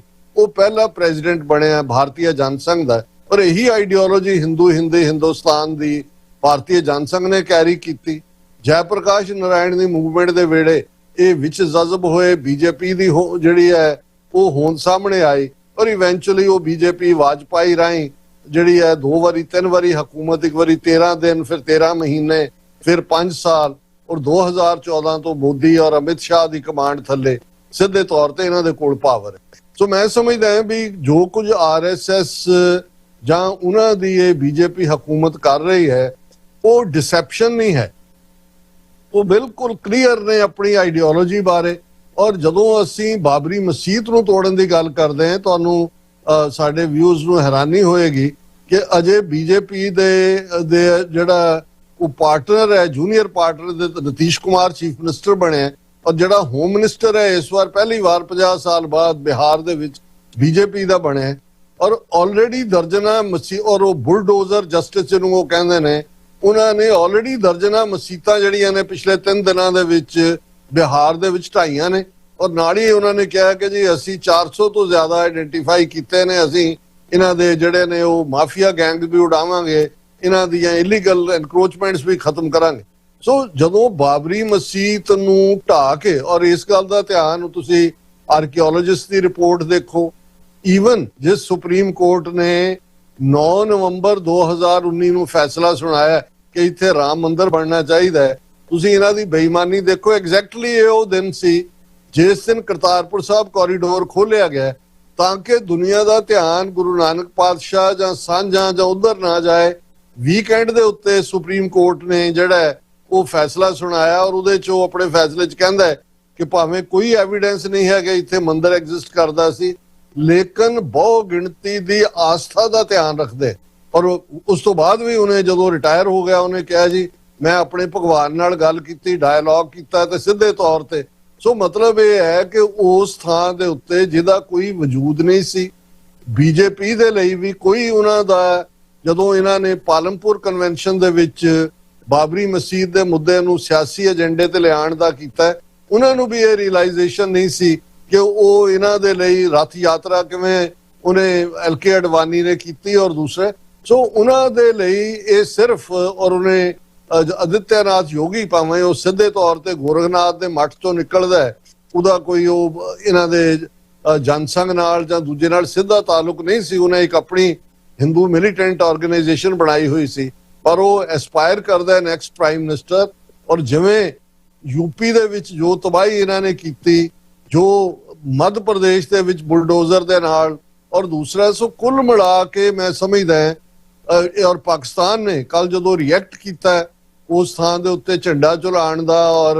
ਉਸ ਨੂੰ ਜਿਹੜਾ ਉਹ ਦੱਸਣ ਦਾ, ਔਰ ਅੱਜ ਤੁਸੀਂ ਇੰਡੀਆ ਦੀ ਐਕਸਟਰਨਲ ਅਫੇਅਰਸ ਮਿਨਿਸਟਰੀ ਦੀ ਸਟੇਟਮੈਂਟ ਦੇਖੋਗੇ, ਉਹਨਾਂ ਨੇ ਕਿਹਾ we look with contempt the statement of Pakistan, ਔਰ ਫਿਰ ਪਾਕਿਸਤਾਨ ਨੂੰ ਅਕਿਊਜ਼ ਕੀਤਾ ਹੈ ਕਿ ਜੀ ਤੁਸੀਂ ਮਾਈਨੋਰਟੀਜ਼ ਨਾਲ ਆਹ ਕਰਦੇ ਹੋ, ਉਹ ਕਰਦੇ ਹੋ। ਮੈਂ ਇਹ ਕਹਿਣਾ ਚਾਹੁੰਦਾ ਵੀ ਉਹਨਾਂ ਨੂੰ ਇਹ ਨਜ਼ਰ ਆ ਰਿਹਾ, ਔਰ ਤੁਸੀਂ ਜੇ ਦੁਨੀਆ ਦੇ ਵਿੱਚ ਜਿਸ ਜ਼ਮਾਨੇ ਦੇ ਵਿੱਚ ਹਿਟਲਰ ਨਾਜ਼ੀਜ਼ਮ ਨੂੰ ਇੰਪਲੀਮੈਂਟ ਕਰ ਰਿਹਾ ਸੀ, ਪੈਰਲਲ ਆਈਡੀਓਲੋਜੀ ਫਾਸ਼ਿਜ਼ਮ ਦੀ, ਫਾਸ਼ੀਵਾਦ ਦੀ ਇਟਲੀ ਦੇ ਵਿੱਚ ਮੁਸੋਲਿਨੀ ਦੇ ਥੱਲੇ ਪਨਪ ਰਹੀ ਸੀ, ਔਰ ਉਸੇ ਹੀ ਥਾਟ ਦੇ ਉੱਤੇ ਖੜੇ ਜਿਹੜੇ ਹੋਰ ਤਾਕਤਾਂ ਨੇ ਜਿਨ੍ਹਾਂ ਦੇ ਵਿੱਚ ਜਾਪਾਨੀਆਂ ਦਾ ਇੱਕ ਆਪਣੀ ਕਿਸਮ ਦਾ ਨੈਸ਼ਨਲਿਜ਼ਮ ਸੀ, ਉਹ ਟੁਗੇਦਰ ਆ ਰਹੇ ਸੀ। ਅੱਜ ਵੀ ਜਦੋਂ ਅਸੀਂ ਇਹ ਪੋਲਰਾਈਜੇਸ਼ਨ ਦੇਖ ਰਹੇ ਹਾਂ, ਸਭ ਤੋਂ ਜ਼ਿਆਦਾ ਵੈਲਕਮ ਇਜ਼ਰਾਈਲ ਦਾ ਜਿਹੜਾ ਇੰਡੀਆ 'ਚ ਐਂਬੈਸਡਰ ਹੈ, ਉਹ ਇਸ ਨੂੰ ਇਹ ਕਹਿੰਦਾ ਹੈ ਕਿ ਜੀ ਇਹ ਸਿਵਲਾਈਜੇਸ਼ਨਲ ਰੀਸਟੋਰਿੰਗ ਆਫ ਦਾ ਪਾਸਟ ਗਲੋਰੀ। ਹੁਣ ਕਿਉਂਕਿ ਉਹ ਵੀ ਜਿਵੇਂ ਵੈਸਟ ਬੈਂਕ ਦੇ ਉੱਤੇ ਕਬਜ਼ਾ ਕਰ ਰਹੇ ਨੇ, ਗਜ਼ਾ ਦੇ ਉੱਤੇ ਕਰ ਰਹੇ ਨੇ, ਔਰ ਉਹਨੂੰ ਆਪਣੇ ਅਖੌਤੀ ਉਸ ਇਤਿਹਾਸ ਨਾਲ ਜੋੜ ਕੇ ਕਿ ਜੀ ਡ੍ਰੀਮ ਲੈਂਡ ਔਰ ਪ੍ਰੋਮਿਸਡ ਲੈਂਡ ਔਰ ਫਲਾਣਾ ਔਰ ਗ੍ਰੇਟਰ ਇਜ਼ਰਾਈਲ ਔਰ ਬਾਈਬਲ 'ਚ ਇਹ ਲਿਖਿਆ ਤੇ ਓਲਡ ਟੈਸਟਾਮੈਂਟ 'ਚ ਇਹ ਲਿਖਿਆ। ਇਸੇ ਤਰ੍ਹਾਂ ਇਹਨਾਂ ਦੀ ਜਿਹੜੀ ਹੈ ਫੇਕ ਹਿੰਦੂਤਵਾ ਗਲੋਰੀ ਦੇ ਨਾਂ ਥੱਲੇ, ਪਰ ਜਦੋਂ ਮੋਦੀ ਜਾਂ ਮੋਹਨ ਭਾਗਵਤ ਜਾਂ ਯੋਗੀ ਇਹ ਕਹਿੰਦਾ ਹੈ ਕਿ 5 सदियों के बाद अब ਜ਼ਖਮ ਭਰਨੇ ਸ਼ੁਰੂ हुए हैं, wounds have started healing, ਤੇ ਤੁਸੀਂ ਉਸ ਤੋਂ ਅੰਦਾਜ਼ਾ ਲਾ ਸਕਦੇ ਹੋ ਉਹ ਜ਼ਖਮ ਤੁਹਾਨੂੰ ਕਿਹਨੇ ਦਿੱਤੇ, ਕਿਹੜੇ ਜ਼ਖਮ, ਕਿਹਦਾ ਤੁਸੀਂ ਜ਼ਿਕਰ ਕਰ ਰਹੇ ਹੋ। ਔਰ ਮੈਂ ਕੱਲ ਦੇ ਕੰਟੈਕਸਟ ਵੀ ਇਹ ਗੱਲ ਕਹੀ ਸੀ, ਮੈਂ ਕਿਹਾ ਵੀ ਤੁਹਾਡੇ ਜ਼ਖਮ ਤਾਂ ਸੋ ਕਾਲਡ 5 ਸਦੀਆਂ ਬਾਅਦ ਭਰੇ ਹੋਣਗੇ, ਬਟ ਸਿੱਖ ਨੇਸ਼ਨ ਦੇ ਵੀਪਿੰਗ ਵੂੰਡਸ ਨੇ। ਅਸੀਂ 78 ਸਾਲਾਂ ਤੋਂ ਇਨ ਜਨਰਲ, 41 ਸਾਲਾਂ ਤੋਂ ਇਨ ਪਾਰਟਿਕੂਲਰ ਜੋ ਜ਼ਖਮ ਤੁਸੀਂ ਸਾਨੂੰ ਦਿੱਤੇ ਨੇ ਉਹ ਸਾਡੇ ਰਿਸ ਰਹੇ ਨੇ, ਔਰ ਅਸੀਂ ਜਸਟਿਸ ਲਵਾਂਗੇ ਹਰ ਹਾਲਤ ਦੇ ਵਿੱਚ। ਪਰ ਇਸ 'ਚ ਕੋਈ ਸ਼ੱਕ ਨਹੀਂ ਹੈ, ਜਿਹਨੇ ਸਕਾਲਰ ਨੇ, ਸ਼ਾਇਦ ਉਹਦਾ ਸਟੈਨਲੇ ਗ੍ਰੈਮ ਜਾਂ ਕੀ ਨਾਂ ਹੈ, ਜਿਹਨੇ 10 stages of genocide the concept ਦਿੱਤਾ ਹੈ, ਜਿਹਨੇ 10 ਸਟੇजेस ਨੂੰ ਯੂਨਾਈਟਿਡ ਨੇਸ਼ਨਸ ਨੇ ਜੈਨੋਸਾਈਡ ਦੀ ਡੈਫੀਨੇਸ਼ਨ ਦੇ ਵਿੱਚ ਕਬੂਲ ਕੀਤਾ ਹੈ। ਉਹਦੀ ਪਿਛਲੇ ਦਿਨਾਂ ਦੇ ਵਿੱਚ ਸਟੇਟਮੈਂਟ ਸੀ ਕਿ ਜੇ ਦੁਨੀਆ ਦੇ ਵਿੱਚ ਕਹਿਣਾ ਹੋਏ ਕਿ ਇਸ ਵੇਲੇ ਸਭ ਤੋਂ ਜ਼ਿਆਦਾ ਕਿੱਥੇ ਕਿਹੜਾ ਜੈਨੋਸਾਈਡ ਵਾਪਰਨ ਜਾ ਰਿਹਾ ਹੈ, ਤਾਂ ਉਹਨੇ ਕਿਹਾ ਕਿ ਵੀ ਜਿਹੜੀ ਭਾਰਤ ਦੇ ਮੁਸਲਮਾਨ ਨੇ ਉਹ ਜਿਹੜੇ ਨੇ ਜੈਨੋਸਾਈਡ ਦਾ ਬੜੀ ਬੁਰੀ ਤਰ੍ਹਾਂ ਸ਼ਿਕਾਰ ਹੋਣਗੇ। ਆਲਰੇਡੀ ਉਸ ਪ੍ਰੋਸੈਸ ਦੇ ਵਿੱਚ ਉਹਨਾਂ ਨੂੰ ਸ਼ਾਮਲ ਕਰ ਲਿਆ ਗਿਆ। ਔਰ ਮੈਂ ਸਮਝਦਾ ਹਾਂ ਵੀ ਭਾਰਤ ਜਦੋਂ ਕਿ ਉਸ ਦੀ ਫੋਰਨ ਪਾਲਿਸੀ ਫਲॉप ਹੋਈ, ਉਹਨਾਂ ਦੀ ਇਕਨੋਮੀ ਅੱਜ ਹਾਲ ਇਹ ਹੈ ਕਿ ਡਾਲਰ ਦੇ ਮੁਕਾਬਲੇ 90 ਰੁਪਏ ਦੇ ਨੇੜੇ ਤੇੜੇ ਰੁਪਈਆ ਡਾਂਸ ਕਰ ਰਿਹਾ ਹੈ, ਡਾਇਰੈਕਟ ਫੋਰਨ ਇਨਵੈਸਟਮੈਂਟ ਘਟੀ ਹੋਈ ਹੈ, ਐਕਸਪੋਰਟ ਬਹੁਤ ਬੁਰੀ ਤਰ੍ਹਾਂ ਮਾਰ ਖਾ ਰਹੀ ਹੈ। ਹਾਲਾਂਕਿ ਰੁਪਏ ਦੀ ਇਹ ਵੈਲਿਊ $35 ਬਿਲੀਅਨ ਇਹਨਾਂ ਨੇ ਆਪਣੇ ਰਿਜ਼ਰਵ ਚੋਂ ਕੱਢ ਕੇ ਵਿੱਚ ਪਾਏ ਨੇ। ਸੋ ਇਹਨਾਂ ਹਾਲਾਤਾਂ 'ਚ ਕਿਉਂਕਿ ਇਸ ਗੱਲ ਦਾ ਧਿਆਨ ਰਹੇ, ਜਦੋਂ ਤੁਸੀਂ ਰਾਈਜ਼ ਆਫ ਫਾਸ਼ਿਜ਼ਮ, ਨਾਜ਼ੀਜ਼ਮ ਜਾਂ ਡਿਵਾਈਸਿਵ ਫੋਰਸਿਸ ਦੇਖਦੇ ਹੋ ਤੇ ਉਹਨਾਂ ਦੀ ਫੇਲਿਅਰ ਹੋ ਰਹੀ ਹੁੰਦੀ ਹੈ, ਅੰਦਰੂਨੀ ਨੀਤੀਆਂ ਤੇ ਇਕਨੋਮਿਕਲ ਪ੍ਰੋਗਰੈਸ ਨਹੀਂ ਹੁੰਦੀ, ਤੇ ਉਹਨਾਂ ਨੂੰ ਇੱਕ ਵਿਪਿੰਗ ਬॉय ਚਾਹੀਦਾ ਹੁੰਦਾ ਹੈ ਜਿਸ ਦੇ ਉੱਤੇ ਉਹ ਭਾਂਡਾ ਫੋੜਨ ਕਿ ਇਹਦੀ ਵਜ੍ਹਾ ਕਰਕੇ ਹੋ ਰਿਹਾ। ਸੋ ਇਹਨਾਂ ਦੀ ਤਾਂ ਫੇਵਰੇਟ ਆਈਡੀਓਲੋਜੀ ਹਿੰਦੂ ਮੁਸਲਮਾਨ ਕਰਕੇ ਮੁਸਲਮਾਨਾਂ ਨੂੰ ਦੋਸ਼ੀ ਦੱਸਣ ਦੀ ਹੈ। ਔਰ ਇਸ ਵੇਲੇ ਕੋਈ ਸ਼ੱਕ ਨਹੀਂ ਹੈ ਕਿ ਭਾਰਤ ਦੇ 20 ਕਰੋੜ ਦੇ ਲਗਭਗ ਮੁਸਲਮਾਨ ਔਰ ਸਿੱਖਾਂ ਨੂੰ ਵੀ ਉਹ ਇਸ ਭੁਲੇਖੇ 'ਚ ਨਾ ਰਹਿਣ ਕਿ ਜੀ ਸਾਡਾ ਦਿਨ ਦੇਖੋ ਮਨਾਇਆ ਤੇ ਮੋਦੀ ਨੇ 3 ਵਾਰ ਮੱਥਾ ਟੇਕ ਕੇ ਫਿਰ ਸਿਰ ਚੁੱਕਿਆ, ਫਿਰ ਨੱਕ ਰਗੜਿਆ, ਔਰ ਉਹ ਉੱਥੇ ਖਲੋ ਕੇ ਕਹਿ ਰਿਹਾ ਕਿ ਜੀ ਜਿਸ ਦਿਨ ਇਹ ਫੈਸਲਾ ਆਣਾ ਸੀ 9 ਨਵੰਬਰ ਜਿਹੜਾ 2019 ਨੂੰ ਬਾਬਰੀ ਮਸਜਿਦ ਵਰਸਸ ਮੰਦਰ ਦਾ, ਮੈਂ ਡੇਰਾ ਬਾਬਾ ਨਾਨਕ ਸੀ ਔਰ ਮੈਂ ਬਾਬੇ ਨਾਨਕ ਦੇ ਚਰਨਾਂ 'ਚ ਅਰਦਾਸ ਕਰ ਰਿਹਾ ਸੀ ਔਰ ਮੇਰੀ ਅਰਦਾਸ ਸੁਣੀ ਗਈ ਔਰ ਸੁਪਰੀਮ ਕੋਰਟ ਨੇ ਕਿਹਾ ਜੀ ਇੱਥੇ ਮੰਦਰ ਬਣਨਾ ਚਾਹੀਏ। ਹੁਣ ਤੁਸੀਂ ਜੱਜ ਤੁਹਾਡੇ ਮੈਨੀਪੂਲੇਟ ਕੀਤੇ ਹੋਏ, ਜੁਡੀਸ਼ਰੀ ਤੁਹਾਡੀ, ਤੁਸੀਂ ਰਾਦਰ ਦਿਨ ਉਹ ਚੁਣਿਆ ਜਿੱਦਾਂ ਤੁਸੀਂ ਕਰਤਾਰਪੁਰ ਸਾਹਿਬ ਦੇ ਕੋਰੀਡੋਰ ਦੀ ਖਬਰ ਦੀ ਅਹਿਮੀਅਤ ਨੂੰ ਖਤਮ ਕਰਨਾ ਚਾਹੁੰਦੇ ਸੀ। ਔਰ ਅੱਜ ਜਿਸ ਹਿਪੋਕ੍ਰੇਸੀ ਦੇ ਨਾਲ, ਜਿਸ ਸ਼ੈਮ ਡੈਮੋਕ੍ਰੇਸੀ ਦੇ ਨਾਂ ਥੱਲੇ ਜੋ ਕੁਝ ਘੱਟ ਗਿਣਤੀਆਂ ਨਾਲ ਕੀਤਾ ਜਾ ਰਿਹਾ, ਸਿੱਖ ਕੌਮ ਵੀ, ਔਰ ਜੇ ਅਸੀਂ ਪੰਜਾਬ ਦੇ ਹਵਾਲੇ ਨਾਲ ਵੀ ਜੇ ਗੱਲ ਕਰੀਏ ਤੇ ਅੱਜ ਹਾਲਾਤ ਸਾਜ਼ਗਾਰ ਤਾਂ ਦੂਰ ਦੀ ਗੱਲ, ਇਹ ਕਿਤੇ ਨਾ ਕਿਤੇ ਉਹ ਪੰਜਾਬ ਯੂਨੀਵਰਸਿਟੀ ਦਾ ਮਾਮਲਾ ਹੋਏ, ਸੈਨੇਟ ਦੀਆਂ ਚੋਣਾਂ ਦਾ ਹੋਏ, ਜਾਂ ਆਰਟੀਕਲ 240 ਦੀ ਅਮੈਂਡਮੈਂਟ ਦੇ ਥੱਲੇ 131st ਅਮੈਂਡਮੈਂਟ ਦੇ ਨਾਂ ਥੱਲੇ ਜੋ ਕੁਝ ਰਾਜ ਸਭਾ ਦੇ ਵਿੱਚ ਇਹਨਾਂ ਨੇ ਲਿਸਟ ਕੀਤਾ ਹੈ ਵਿੰਟਰ ਸੈਸ਼ਨ ਦੇ ਲਈ, ਔਰ ਜਿਸ ਕਿਸਮ ਦੇ ਵਿੱਚ ਈਵਨ ਹੁਣੇ ਹੀ ਮੈਂ ਦੇਖ ਰਿਹਾ ਸੀ ਕਿ ਈਵਨ ਪੰਜਾਬ ਦੀ ਆਮ ਆਦਮੀ ਪਾਰਟੀ ਸਰਕਾਰ, ਜਿਹਨੂੰ ਮੈਂ ਹਮੇਸ਼ਾ ਬੀਜੇਪੀ ਦੀ ਬੀ ਟੀਮ ਕਹਿੰਦਾ, ਕਿਉਂਕਿ ਭਾਈ ਅੰਮ੍ਰਿਤਪਾਲ ਸਿੰਘ ਦੀ ਰਿਹਾਈ ਲਈ ਸੁਪਰੀਮ ਕੋਰਟ ਤੱਕ ਪਹੁੰਚ ਕੀਤੀ ਗਈ ਸੀ ਕਿ ਭਾਈ ਵਿੰਟਰ ਸੈਸ਼ਨ ਦੇ ਵਿੱਚ ਤੁਸੀਂ ਪਾਰਟਿਸਿਪੇਟ ਤਾਂ ਕਰਨ ਦਿਓ। ਉਹਨਾਂ ਨੇ ਪੰਜਾਬ ਹਰਿਆਣਾ ਹਾਈ ਕੋਰਟ ਦੇ ਉੱਤੇ ਸੁੱਟਿਆ ਔਰ ਪੰਜਾਬ ਸਰਕਾਰ ਨੂੰ ਕਿਹਾ ਕਿ 10 ਦਿਨ ਦੇ ਵਿੱਚ ਉਹ ਜਵਾਬ ਦੇ। ਹਾਈ ਕੋਰਟ ਨੇ ਪੰਜਾਬ ਸਰਕਾਰ ਨੂੰ ਕਿਹਾ ਜੀ ਤੁਸੀਂ ਦੱਸੋ ਕੀ ਕਰਨਾ ਚਾਹੀਦਾ ਹੈ। ਔਰ ਅੱਜ ਜਿਹੜਾ ਜਵਾਬ ਫਾਈਲ ਹੋਇਆ ਹੈ, ਜਾਂ ਉਹਨਾਂ ਨੇ ਕਿਹਾ ਕਿ ਜੀ ਨਾ ਨਾ ਨਾ, ਅੰਮ੍ਰਿਤਸਰ ਦੇ ਐਸਪੀ ਨੇ ਕਿਹਾ ਜੇ ਅੰਮ੍ਰਿਤਪਾਲ ਸਿੰਘ ਨੂੰ ਛੱਡਿਆ ਜਾਂਦਾ ਹੈ ਤੇ law and order the problem create ਹੋ ਸਕਦੀ ਹੈ। ਸੋ ਮੈਂ ਇਹ ਕਹਿਣਾ ਚਾਹੁੰਦਾ ਕਿ ਇਹ ਮੁਸਲਮਾਨ ਬੇਸ਼ੱਕ, ਕਿਉਂਕਿ ਉਹਨਾਂ ਮੁਸਲਮਾਨਾਂ ਔਰ ਈਸਾਈਆਂ ਨੂੰ ਡਾਇਰੈਕਟਲੀ ਟਾਰਗੇਟ ਕੀਤਾ ਹੈ। ਈਸਾਈਆਂ ਤੇ ਇਸ ਵੇਲੇ ਹੱਥ ਹੌੜਾ ਥੋੜਾ ਜਿਹਾ, ਕਿਉਂਕਿ ਮਨੀਪੁਰ ਦੇ ਮੁੱਦੇ ਦੇ ਉੱਤੇ ਇਹਨਾਂ ਦਾ ਕਾਫੀ ਜਲੂਸ ਨਿਕਲਿਆ। ਯੂਰਪੀਅਨ ਪਾਰਲੀਮੈਂਟ 'ਚ ਵੀ ਰੈਜ਼ੋਲੂਸ਼ਨ ਹੈ ਔਰ ਮਨੀਪੁਰ ਦੇ ਵਿੱਚ ਇਹ ਜਿਹੜੀਆਂ ਪੱਛਮੀ ਤਾਕਤਾਂ ਨੇ ਇਹਨਾਂ ਨੇ ਮਦਦ ਵੀ ਕੀਤੀ ਹੈ ਔਰ ਉਹ ਜਿਹੜੇ ਉਹਨਾਂ ਦੇ ਕੁੱਕੀ ਟਰਾਈਬ ਵਾਲੇ ਈਸਾਈ ਨੇ ਉਹ ਆਪਣੀ ਲੜਾਈ ਇਵਨ ਡਰੋਨਸ ਤੱਕ ਲੈ ਗਏ ਨੇ, ਉੱਥੇ ਪੂਰੀ ਜ਼ੋਨਿੰਗ ਹੈ। ਇਸ ਲਈ ਇਸ ਤੋਂ ਉਹਨਾਂ ਨੇ ਥੋੜਾ ਜਿਹਾ ਹੱਥ ਹੌਲਾ ਕੀਤਾ ਹੈ। ਪਰ ਮੁਸਲਮਾਨਾਂ ਦਾ ਕੋਈ ਵਾਲੀ ਵਾਰਸ ਨਹੀਂ ਜਾਪਦਾ ਉੱਥੋਂ ਦੇ ਕੰਟੈਕਟ ਦੇ ਵਿੱਚ। ਈਵਨ ਓਵੈਸੀ ਵਰਗੇ ਲੋਕ ਜਿਹੜੇ ਅਦਰਵਾਈਜ਼ ਤੁਹਾਨੂੰ ਦੇਖਣ ਨੂੰ ਔਰ ਦੂਜੇ ਮੁਸਲਮਾਨ ਲੱਗਦੇ ਨੇ ਔਰ ਐਡਵੋਕੇਸੀ ਵੀ ਕਰਦੇ ਜਾਪਦੇ ਨੇ, ਪਰ ਮੋਰ ਲਾਇਲ ਦੈਨ ਦਾ ਕਿੰਗ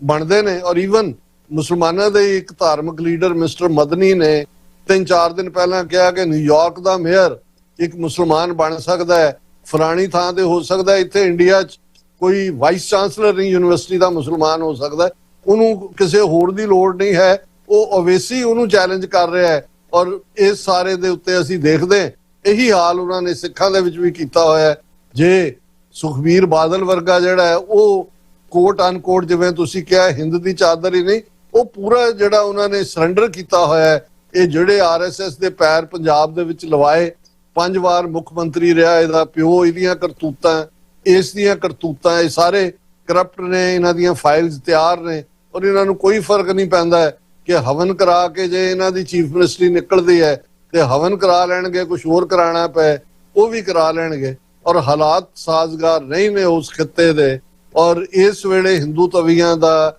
ਭੂਤਰਾਪਨ, ਇਹਦੇ ਬਾਵਜੂਦ ਕਿ ਦੁਨੀਆ ਦੇ ਵਿੱਚੋਂ ਆਈਸੋਲੇਟ ਹੋਏ ਨੇ, ਆਪਣੀ ਕਰਾਊਡ ਨੂੰ ਐਨਗੇਜ ਰੱਖਣ ਦੇ ਲਈ ਮੋਰ ਵੋਕਲ ਜਿਹੜਾ ਫੈਨੇਟਿਕ ਔਰ ਫਿਰਕੂ ਏਜੰਡਾ ਹੈ ਉਹਨੂੰ ਇਹ ਇੰਪਲੀਮੈਂਟ ਕਰ ਰਹੇ। ਬਿਲਕੁਲ ਡਾਕਟਰ ਸਾਹਿਬ, ਜਿਵੇਂ ਤੁਸੀਂ ਜਿਹੜੀ ਇਹ ਗੱਲ ਕਹੀ ਆ ਕਿ ਜਿਹੜਾ ਸਿੱਖਾਂ ਨੂੰ ਵੀ ਇਹ ਨਹੀਂ ਦੇਖਣਾ ਚਾਹੀਦਾ ਕਿ ਜਿਹੜਾ ਮਤਲਬ ਐਨਹੀਲੇਸ਼ਨ ਦਾ ਪ੍ਰੋਜੈਕਟ ਆ ਉਹ ਕੱਲਾ ਮੁਸਲਮਾਨਾਂ ਦੇ ਖਿਲਾਫ ਆ। ਮਤਲਬ ਸਿੱਖਾਂ ਦੇ ਲਈ ਵੀ ਉਹ ਭਾਵੇਂ ਸਿਵਿਲਾਈਜੇਸ਼ਨ ਉਹਨਾਂ ਦਾ ਇੱਕ